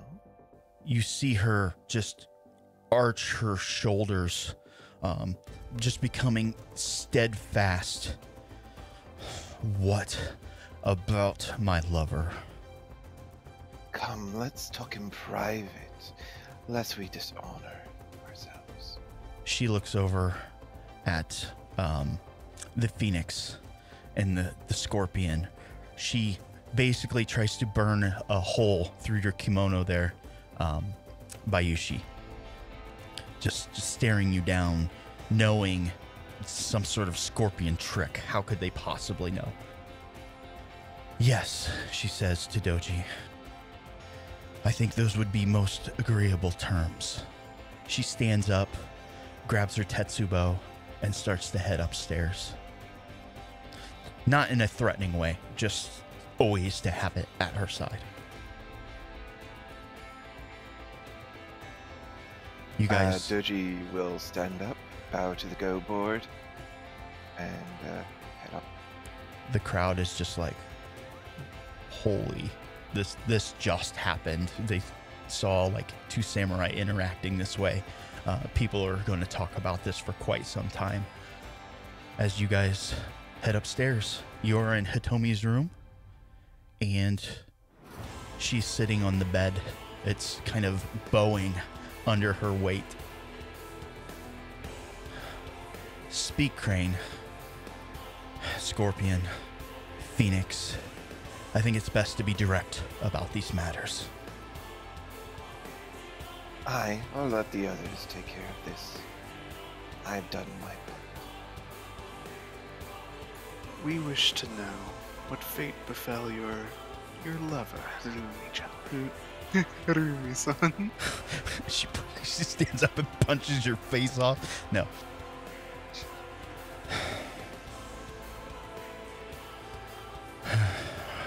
Harumi Hida spent a great many years not only on the Great Caillou Wall, but his duty took him into the Shadowlands. Unfortunately, he has become tainted. The crab have sent me to find him and to put him to rest.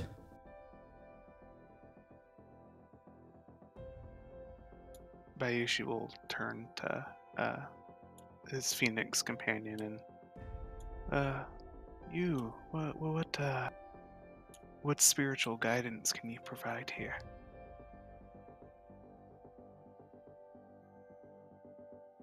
It seems in most cases that when you turn down the path of darkness, it's very hard to come back to the light. Harumi, or Hitomi, audibly sighs.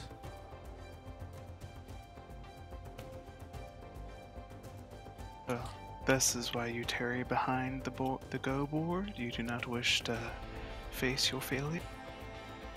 My failures are my own, but it's not too late to set things right. The crab did not send me to redeem. Harumi Ida. They sent me to kill him. That's why you're taking so long. I have put this off for far too long. Thank you all for showing me the correct path. As she bows.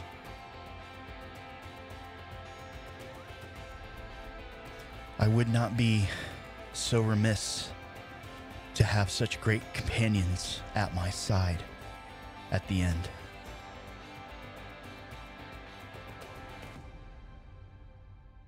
Not even crabs walk alone. Crabs don't walk, they scuttle. Then let us scuttle to Aketsu. I know where he is hiding. According to my scouting and initial reports, he has gone the way of Mahotsukai, blood magic. His machinations have caused a blight upon these lands. Though they are not my lands, they are the lands of the people, and we must set things right. She stands up, begins to don her armor, and makes her way out the door.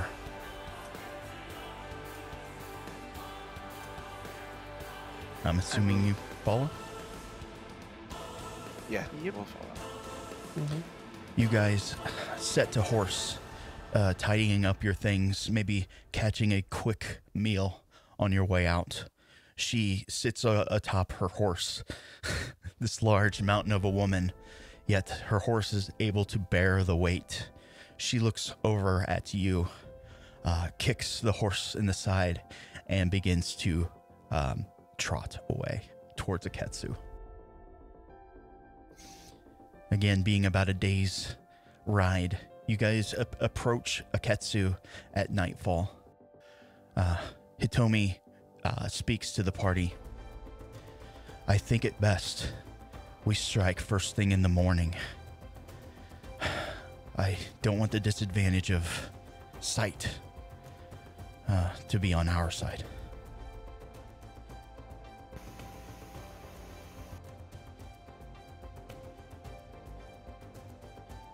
Very well. This would be sound advice. All right, you guys find a small kind of tea house.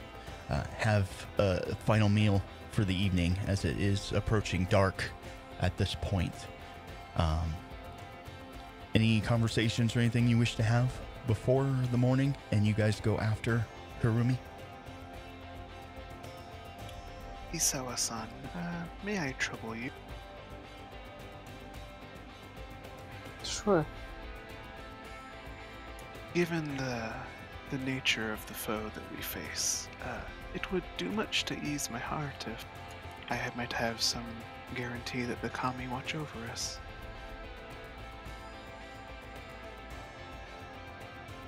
Would you perhaps lead a prayer, a ritual, anything that you might think would draw their favor to us? Yes, I certainly can. That to me sounds like a void theology check. Okay. And I can do the one with the elements. Okay. Further reducing the TN. We're going to reduce it down to 1.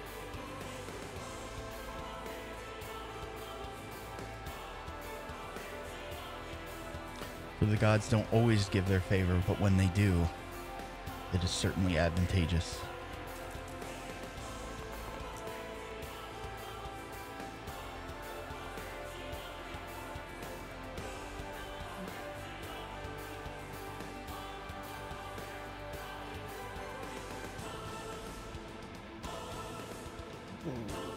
See lots of explosive successes there. Yeah.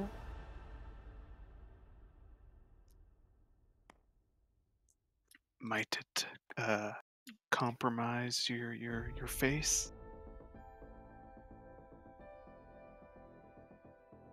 Yeah.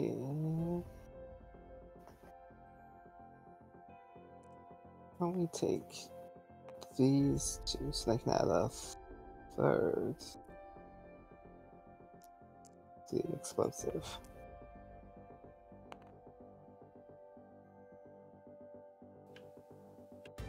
Opportunity. Yep. So it looks like 2 success, 2 strife, and an opportunity. Yes. Isawa, being of the Phoenix clan, keeper of lore, kind of taps into this other side, begins a very ritualistic kind of seance, reaching out to the kami, whether it be with cards or with dice or just prayers or hand signs. The room that you guys are in begins to kind of warm a little bit. The fire of the hearth kicks up a little bit more. It seems that the kami are very favorable about this outcome, as though it were destiny, that it was meant for you four to unite against this common evil.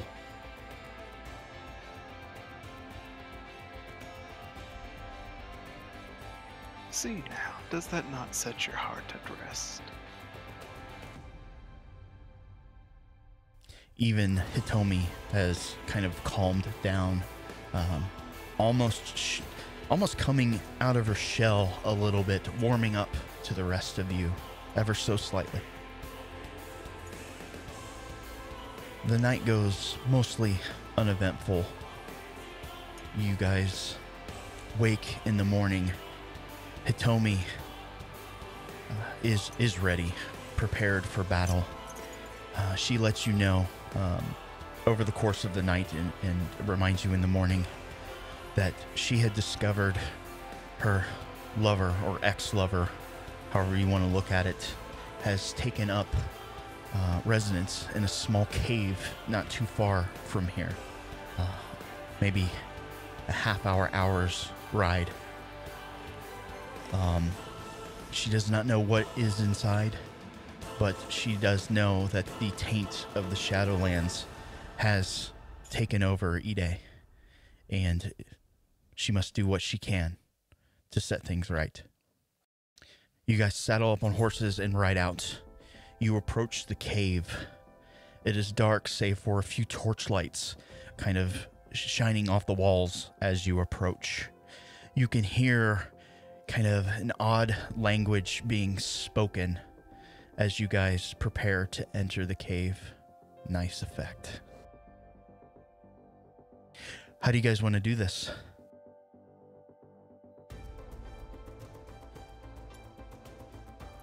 Definitely would suggest that our heavily armored and armed companion take the front.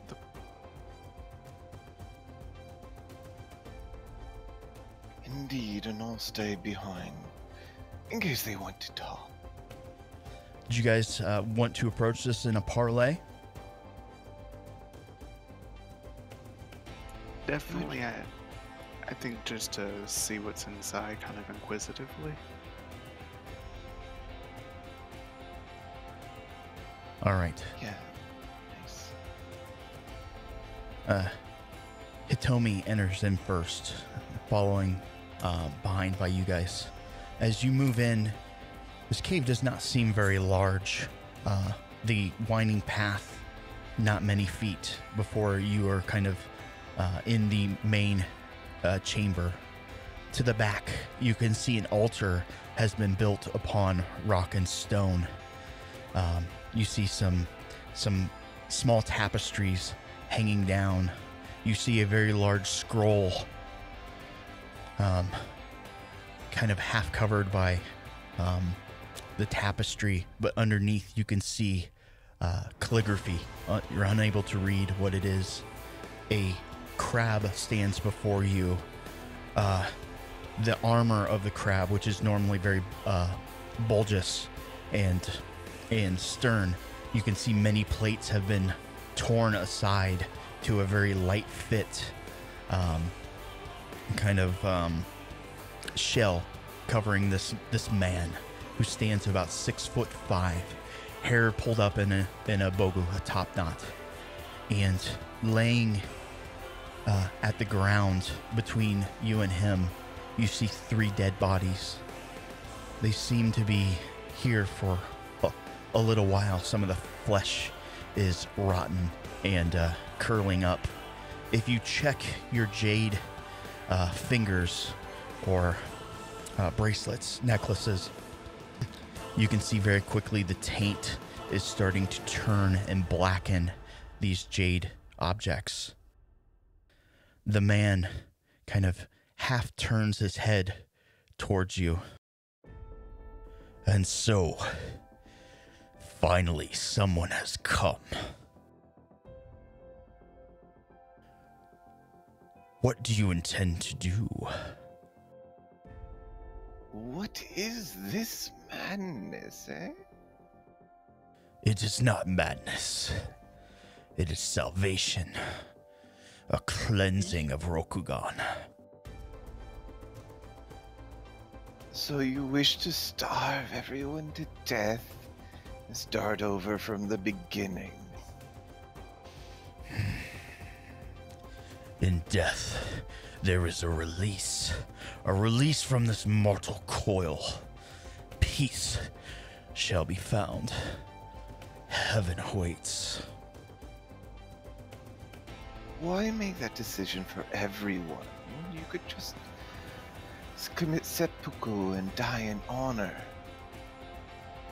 There is no honor in leaving everyone to rot, wither, and die in pain. I do this as a kindness. A samurai must be bold, must take action, seize the moment. Hirumi-san, I think you would do well to listen to the wisdom of your lover on this. What we had in the past is no more, for she does not believe. She will never believe.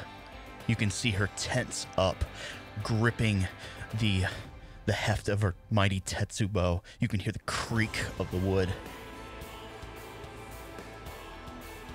Such a shame to throw away the years that you could spend together. I do not listen to the venomous, poisonous words of the scorpion. Then what of the sage words of the crane? Come now, he's trite. He's not trite, he's correct. I knew that was gonna happen. Go ahead. No, I think I was doing that. I've seen your lands. Manicured. Hiding all the dirt and filth of its people, suffering, looking for a true way.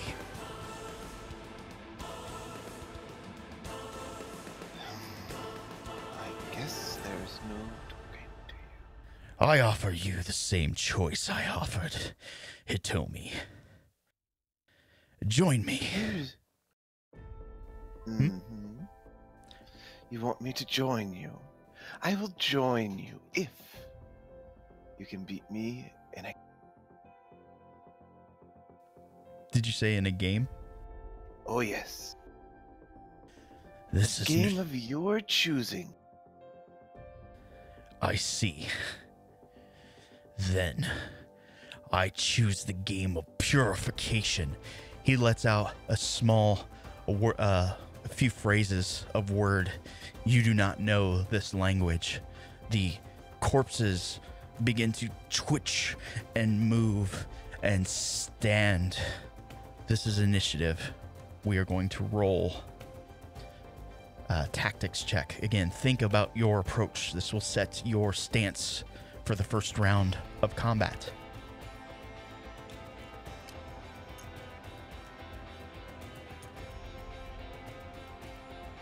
And obviously, we will not be using vigilance.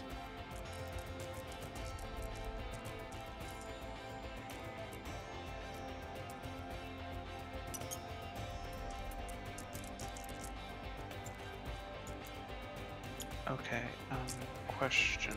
Answer. If I'm choosing Void stance for flavor, and that says that you ignore strife results, so does that include this check? This check is never including strife. But on your action, on your initiative, you would ignore any strife that you roll. 2 success, 1 advantage with me. Okay.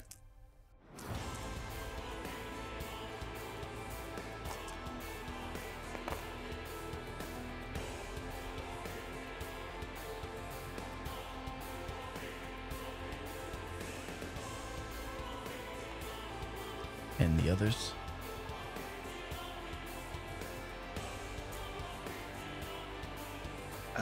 I got 1 success, 2 opportunity, which puts me at... Okay, so you're at 6. Yeah, you add it to your focus. That's 8 then. Okay, 8 and 6. I have a success, an advantage, and an explosive success. Okay, you can roll that explosive success.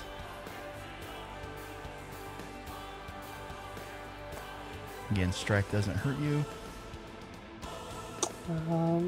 That is another And you can roll again. opportunity. Oh, no, sorry, that is opportunity. That's opportunity. So you've got 3 plus your focus. Is that 3? 2 plus your focus. So that's 7. 8, 7, 6 again.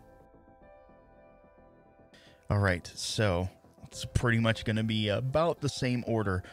You guys are within sword range of the these zombie-like corpses that have risen, and you would be at spear range to the main guy. However, the corpses are blocking your direct path. Could you do those ranges again? Yep.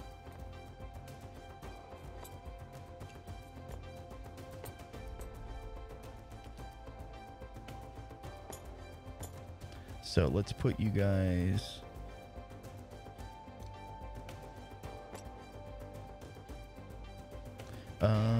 can I get one more token?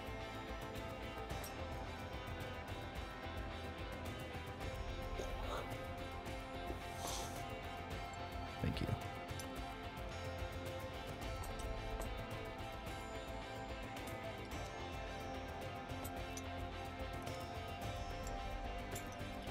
I'm trying to think about the best way to do this. Let's do it this way. Probably need one for crab too. Okay, 1 sec.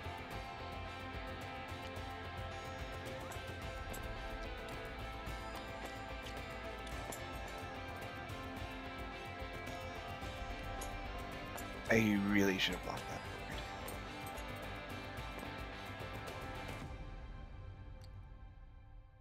We're gonna put up, yeah, medium.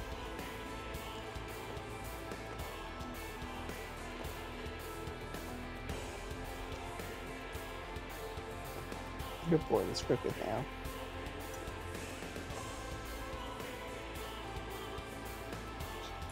Problems. Yeah. Part and parcel of TTS.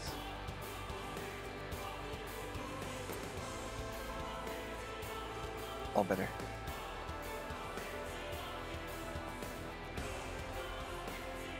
Okay, so the range bands, the way that we're looking at, you guys are in sword. How do I do that?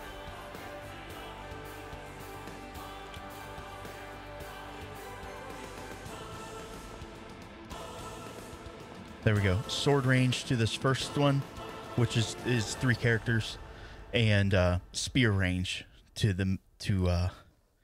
Ide in the back.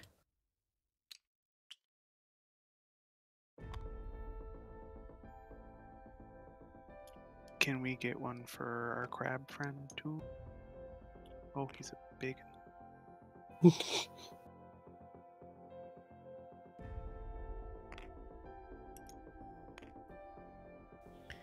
Awesome. 'Tis a bear. All right, 8 will go first, and then Hitomi will go right after you. So that was Biyushi.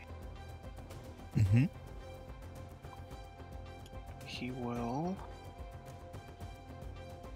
I'll do an air ring, trying to gracefully slash out with my katana at one of the zombies. Okay.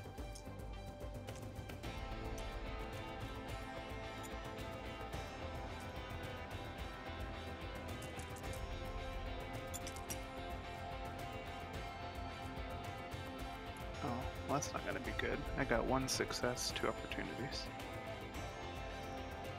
And air ring, unfortunately, will not give you anything additionally. Okay, so it's a sword strike. Correct. All right, so you move to engage one of these now undead creature that has risen. You try to strike out at it, but its odd movements is not.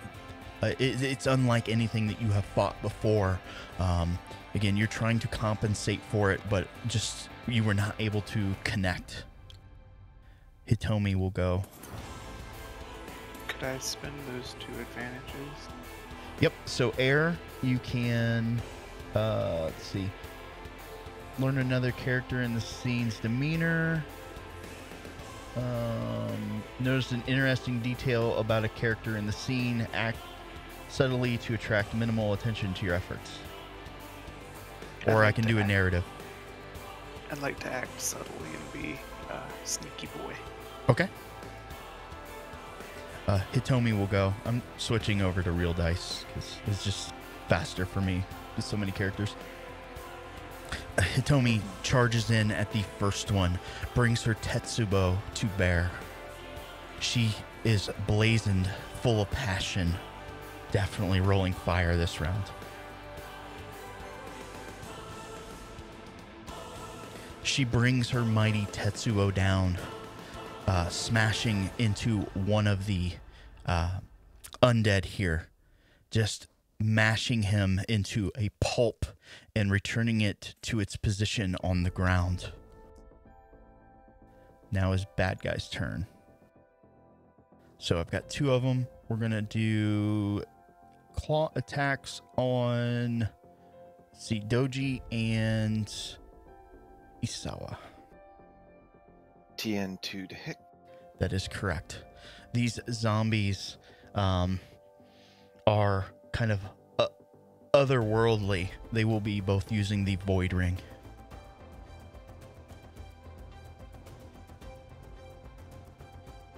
First attack on Isawa.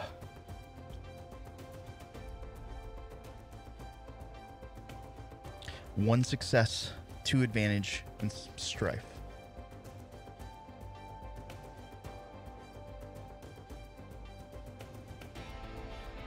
All right, the damage on the claws is going to be 2, which would take it to 3 damage. Minus any armor that you have. No armor. All right, deadliness is going to be versus 2. So you need to make a, was it fitness?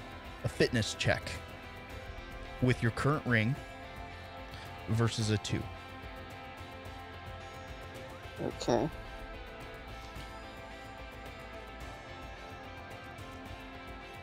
That's every time you take damage, or just when you If you exceed can't- your endurance? If you can't reduce damage to 0, it becomes a critical hit. So criticals become your kind of wound threshold. At least that's how I'm reading it here.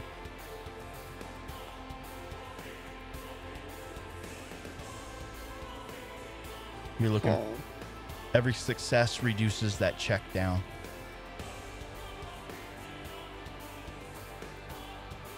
And I was in fire, so the stripe does count as bonus successes here as well. Yeah. Mm-hmm. So that's 1, 2, 3 successes, and then opportunity. Okay. So you're going to reduce it down as it brings its claw to bear. You're using a staff still? Yes. Essentially, as it brings its claws down, you're able to get your staff up, and it grabs a hold of the staff, unable to strike at you. Close call. Other one on Doji.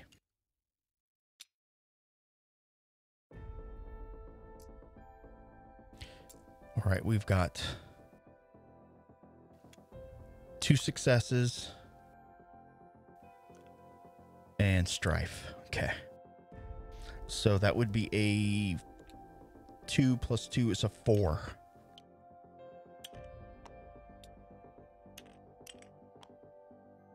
So a 4 beats TN2.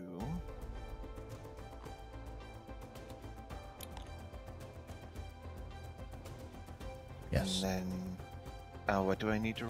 You need to roll fitness and your current ring versus my deadliness and All right. value. I'm pretty sure my fitness is 0, so and now I'm on air. Okay.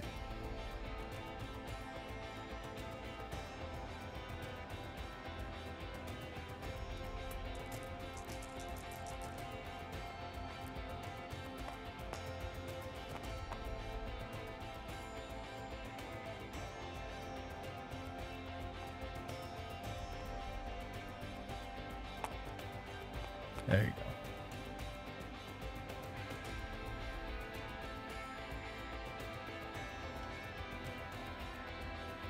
Two successes, 1 strife. Nice. And you're using a bow? Or are you using that chokoto? Bow. Okay. Again, bows are pretty sturdy weapons. It comes at you again with claw and teeth as you kind of jam the end of your bow in its mouth, just keeping it away. It tries to claw and scratch at you. It's just not capable of doing so. It is now turn 7. Isawa.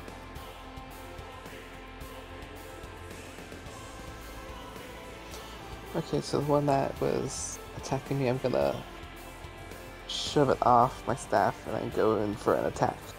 Okay.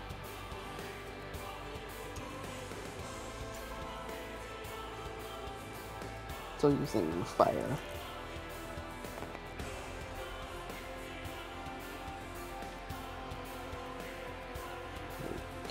Okay. Got an explosive success. You can do it. Ugh. But that still has 1 advantage because the strike counts as advantage with fire. All right, so let's see. Inflame another character in this scene with your presence. You could add 2 strife to someone. You can notice something missing or out of places not directly related to your task. Perform a task in a flashy way. As you did not hit the creature, I would say that one's kind of out, but that's how you could spend your advantages. Let's give 2 strife to that creature then. Okay. They're taking strife as damage, essentially, as it... again, your attack wasn't 100% successful, but as you kind of move your staff around, you kind of break nail and teeth from this character. So 1, 2, 3. And then Doji, you go, and then bad guy. All right. I think Doji was at 6 strife from that last defense, which would unmask. Okay. Do I have to do it exactly when it says? No, you choose to when you want to unmask. However, you cannot spend dice that have strife on it until you do so. Okay, that's fine. I won't unmask right now. And I'll continue air and fire the Yumi. Past these kind of guards at the main guy, or at one of these guys that are right up in your face. Can I disengage back 1 range Yeah. and fire at the guy? Yes, you can, and there won't be any sort of penalty. So still TN2. TN2 to hit the guy in the back, and here I go. Do it.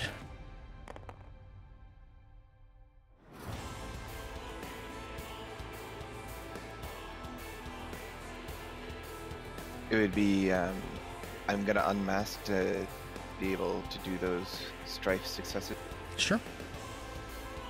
As the bow releases the arrow, Doji begins to weep unseemly, tears flowing down his face, his hair getting raveled. Why does everyone have to be so mean to each other?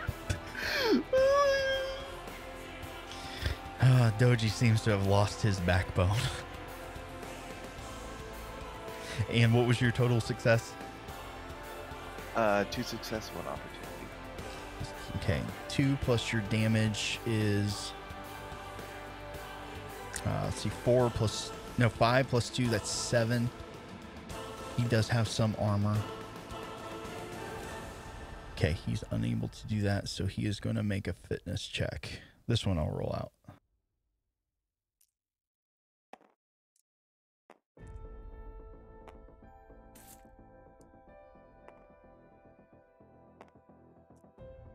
He is very trained in fitness.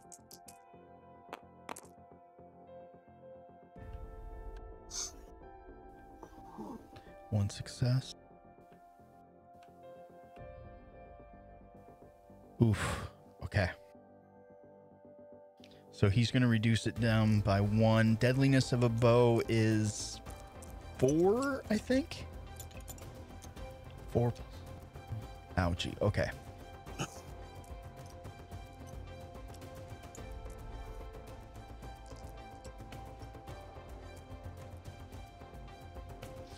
All right, so mechanically they're going to suffer a permanent injury and begin bleeding as your arrow flies true, striking him not in the heart or lung, but very close to some vital tissue there.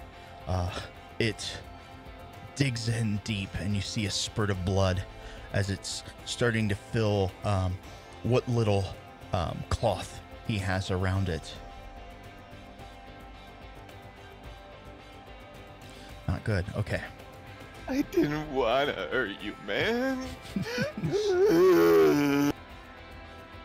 Yeah, Doji Ren is a very interesting character.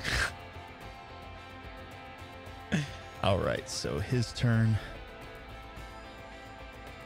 He fights through the pain and starts to wave his hands in a machination.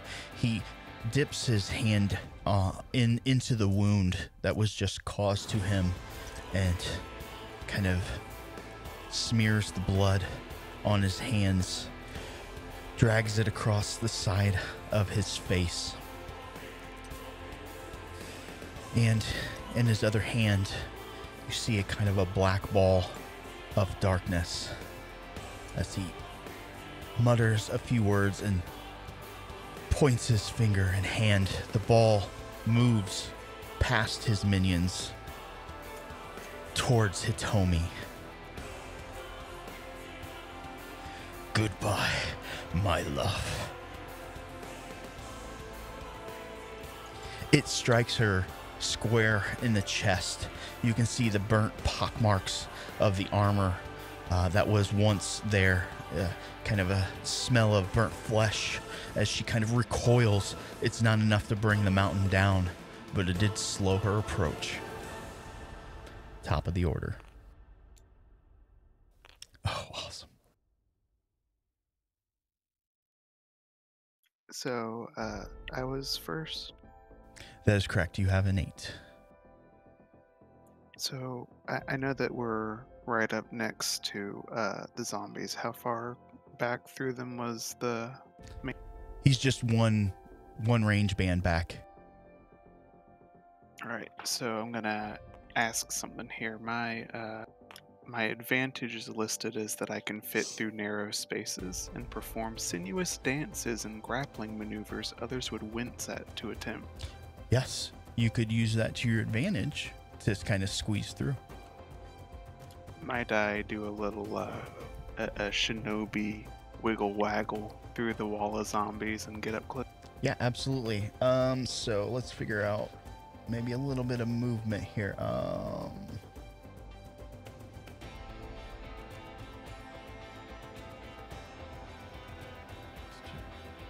Perform feats of physical prowess. So I will want you to make a fitness check, TN1.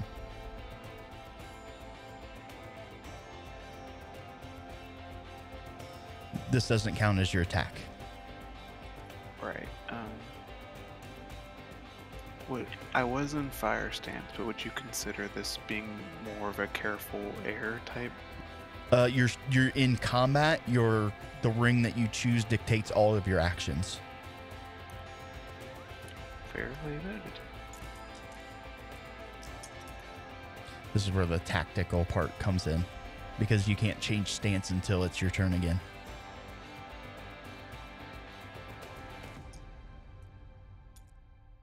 Looking for just one success. So one success, 2 opportunity. Okay. So as you move through, you're in fire, correct? Correct. All right. So I'm going to say that you notice something special here. As you're kind of squirming your way through these zombies as they're trying to claw at you, you get to an opportunity, opportunist angle on that altar. You can see a little bit of more of the calligraphy that's kind of covered by that tapestry. You can see that it is not ink that has been used to pen. It is blood. You may proceed with your attack.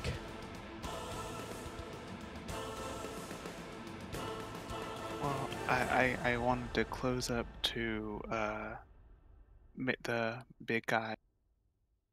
Mm-hmm. Wasn't so much going to attack him, but could I do... I'm not sure if there's grappling in this. Can I try and manhandle him? I'm sure there is. You do have a weapon in your hand. You gonna try to grapple him with one arm, or are you going to drop your sword? Ideally, what I'm going for, I'd like to do kind of the roguish, holding them with the sword at the neck. Oh, okay. So let's do... I think it would still follow under your martial arts with use with the weapon, because that's what you're really trying to do. We're going to put it at a TN. Had a lot of advantages working in your favor. We'll still put it at TN2.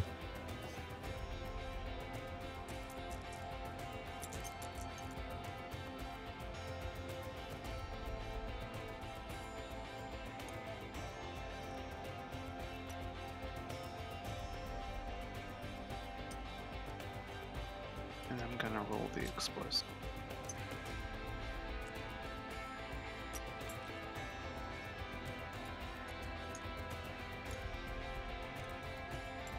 Alright, so that's 3 success, 1 strife, 1 opportunity.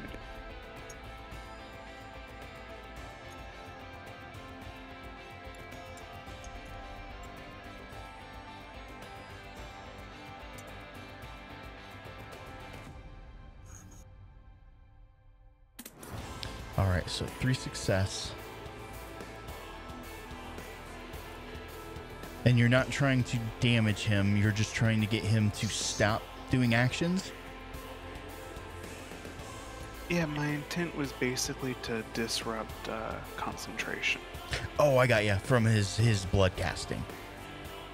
As you squirm your way through, notice a little bit of that calligraphy.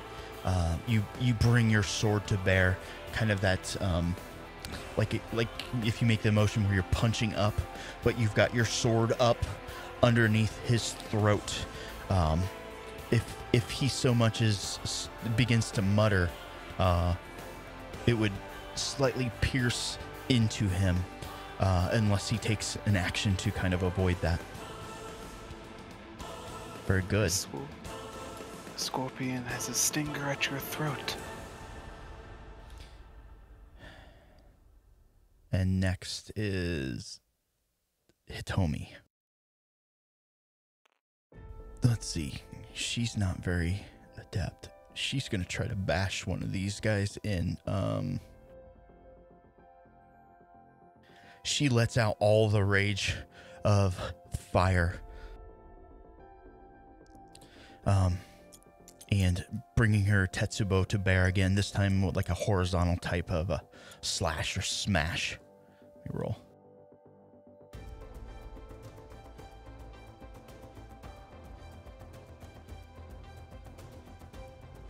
All right, so 2 successes, but a lot of strife. She is going to choose to unmask here as well, as she slams into this kind of ghoul.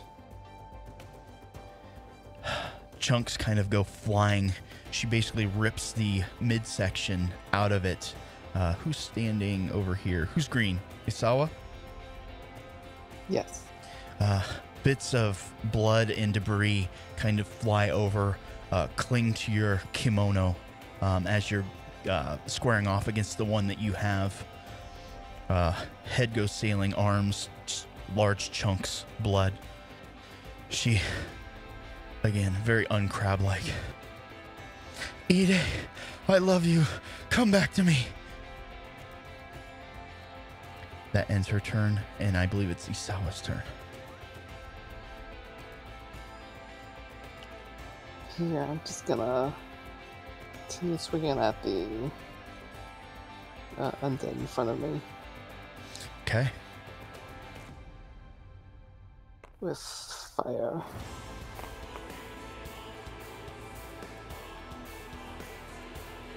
Oh, 2 successes and opportunity.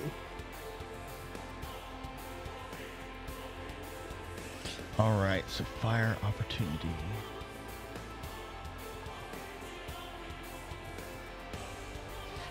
You could try to inflame the main bad guy here if you wish with your opportunity. Sure. All right, building up ever more strife. And you said 2 successes. Yes. Your staff does 2 damage. Correct.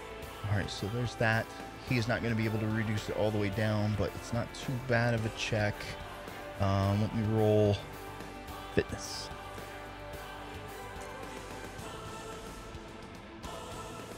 Yeah, them zombie calisthenics really helped him be very fit. Remember, he is crab.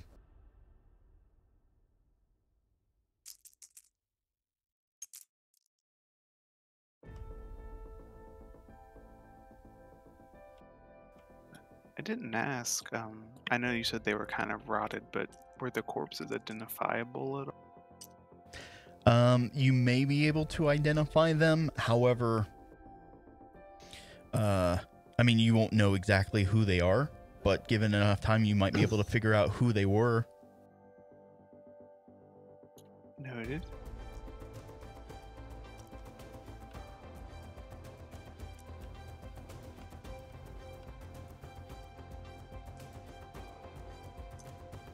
Okay, so he's able to reduce it down to a close call. Again, that arrow is still protruding out of him. You try to strike him with the staff. He moves ever so slightly. A small cut on the underneath of his chin from the blade that the scorpion has underneath him. But he still comes out none worse for the wear. However, this is going to put him at his strife limit, but he is not going to unmask yet. Okay. And now it would be Doji's. And once you unmask, it's only for that turn, correct? Once you unmask, your strife immediately drops down to half. Okay.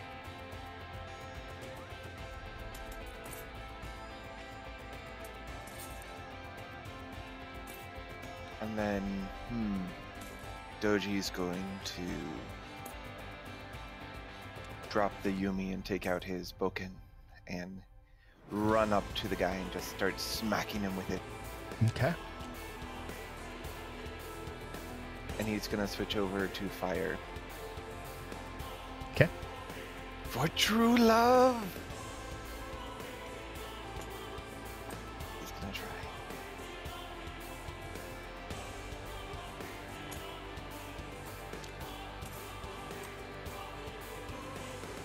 That was a bad decision.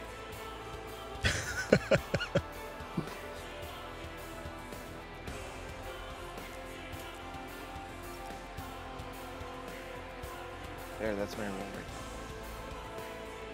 Yeah, I don't think that counts. there.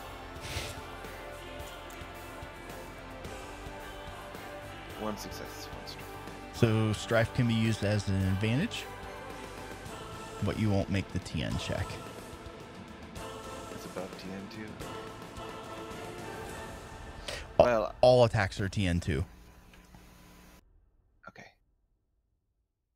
He made the fire stance gives his strife results in a success. Is this a success? I thought it was an advantage. No, it's a success. Oh, yeah, TN2. Yeah, you definitely strike then. And that's with the wooden chokuta. The one that your I character had had? one. Yeah, okay. What's the base damage on that? 2. So 2 plus 2 is 4, minus his armor. I need to make Quick math. 2 plus 2 is 4. Spit hot fire.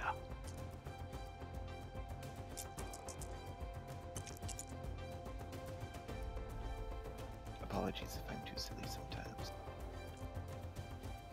We like silly. Oh, god damn it. I didn't unmask.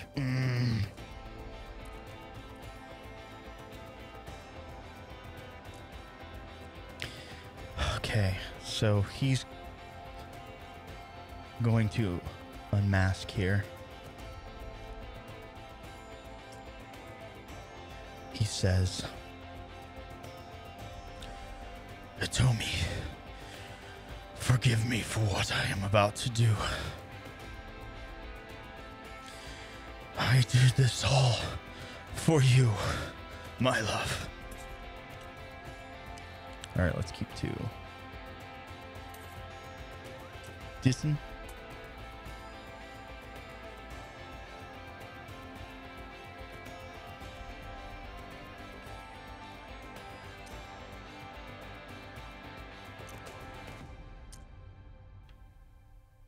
Lame, not keeping that. Okay, so I reduce it.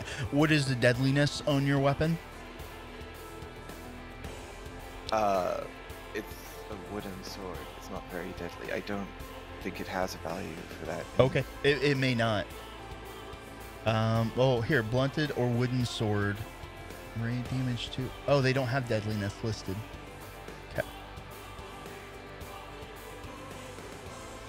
Okay. As you try to smack him with the bokuto, again, he kind of turns it into a glancing blow, but you guys are just about to overwhelm him. Let's see, he's going to go again. Surrender in the name of love. It's a possibility. He did unmask.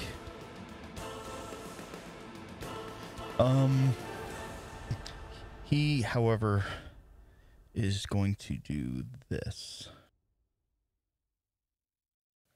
All right, I want everybody to make me a fitness check. TN 3.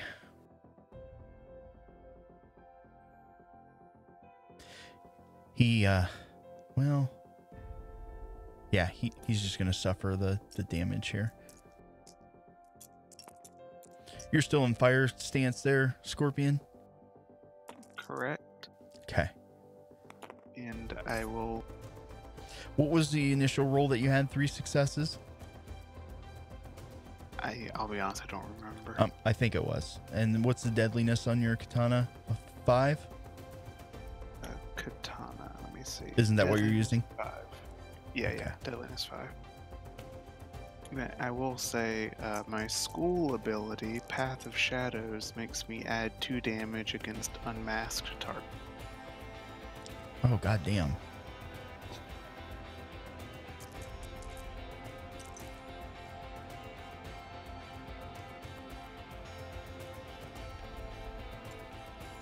Okay, well, this will be dramatic.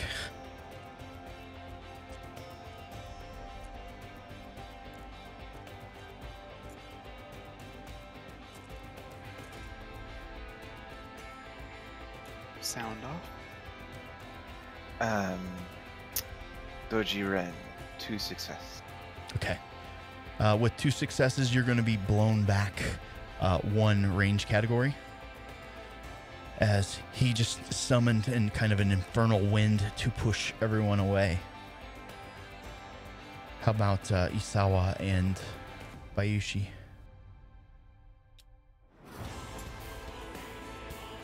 Still under fire, so I've got 4 successes. You are able to keep your ground. You do not budge. Bayushi only has 1 opportunity. Okay. So you failed by 3. You're moved 3 range categories back as you're blown kind of into the side of the wall of the cave. However, for dramatic flair, you purposely put your blade in the way. If he were to do something daring or bold, that would put that character at risk. I rolled his fitness versus your deadliness. He is on the agonizing death chart. He is bleeding out. As you've kind of slit across his throat, he gurgles and... It's not supposed to end this way. It told me. He drops to a knee. Any sort of machinations that he had have instantly stopped. The cave that was once cold, a little bit of light picks up from the torches, becomes just a little bit warmer in here. You guys, if you want to speak to him, you have only moments as we come out of combat. Doji will offer his Chikuto to Hitomi. That's his name. Hirumi, sorry. And say, I offer you this and will be your second if you wish to dispatch yourself honorably and make Hitomi or whatever a ghost bride. There is no honor in what I have done here. As he denies you. You fool. You just had to surrender. We offered you the choice. Why did you let me cut you?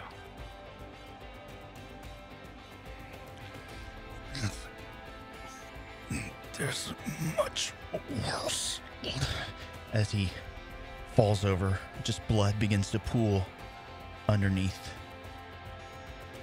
As he lays lifeless. Your jade amulets have become completely blackened.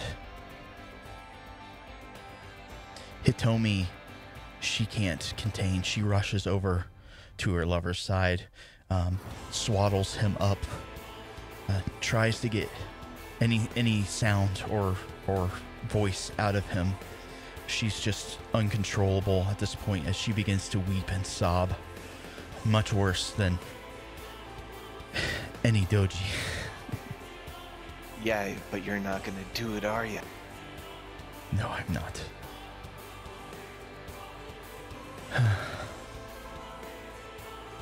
Why must it be this way? My love. There, I did it. All right. The cave becomes completely silent. The only things that you hear are a little bit of flicker from the flames, from the candles, torches rather, the sobs of Hitomi, and the gentle dripping of some moisture off the walls. As he kind of picks himself up from pretty much the back of the cave wall, Bayushi will kind of walk over to Isawa and say, Isawa-san, I saw in the heat of battle there, and he'll point out the calligraphy that he noticed. Yeah, I'll go and check out the scroll on the altar. All right. As you guys pull back the tapestries, you see what has been written in blood.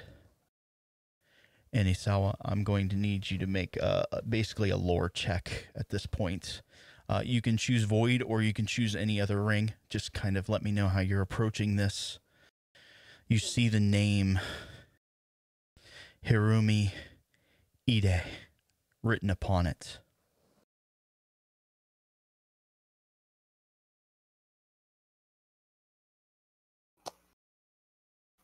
What check am I making?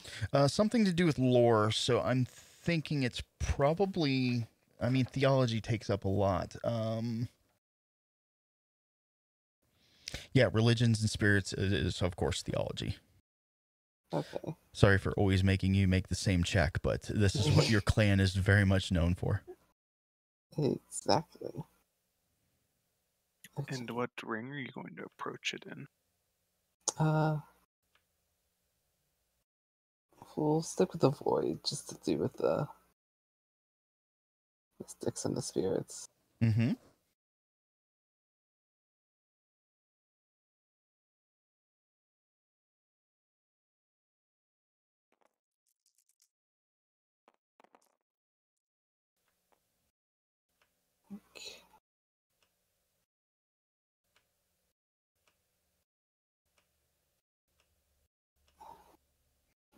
Keep. Guess we'll go with success, opportunity, and success. Okay, and you have an ability that reduces the check by 1 TN, correct? Correct. Okay. As you look upon the scroll, you instantly realize what this means. Ide has made a pact with the Oni. And the only thing that an Oni needs to take form, to take shape, to take claim over this world is a name. Ide no longer has a name.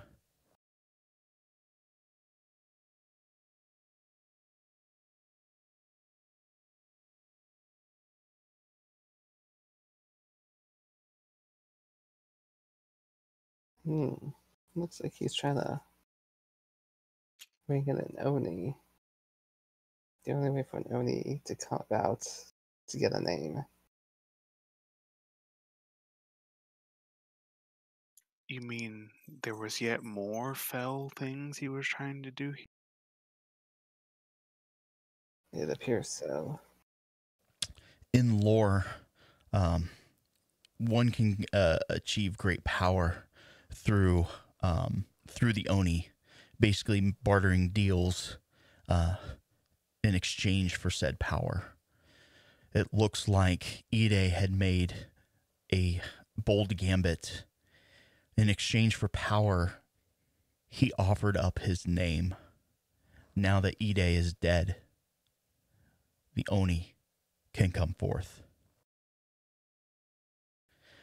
It does not come forth this day.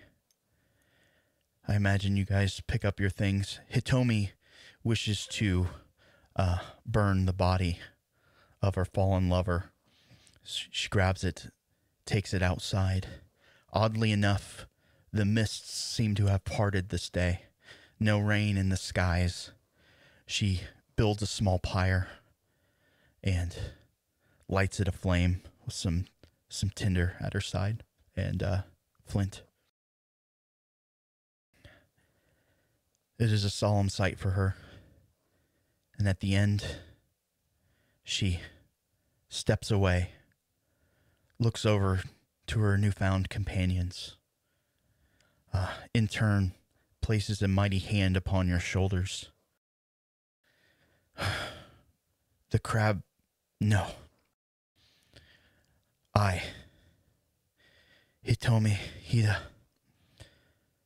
thank you. I could not have done this without you. I've heard rumor that you have been working with the Emerald Champion. You are truly worthy of his trust.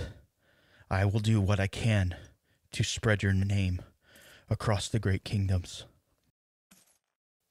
Today, and every day to come forward, you have my thanks and that of the Hida.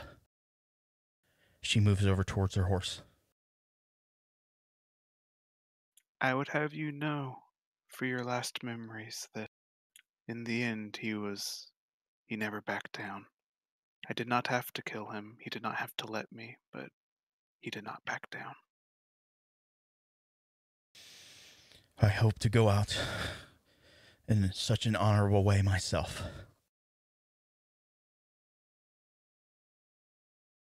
May the Kami bless the road ahead of you. I think our roads are still intertwined. I suggest we make back for Aketsu or Garasatan. Whichever. I'm in no mood to choose.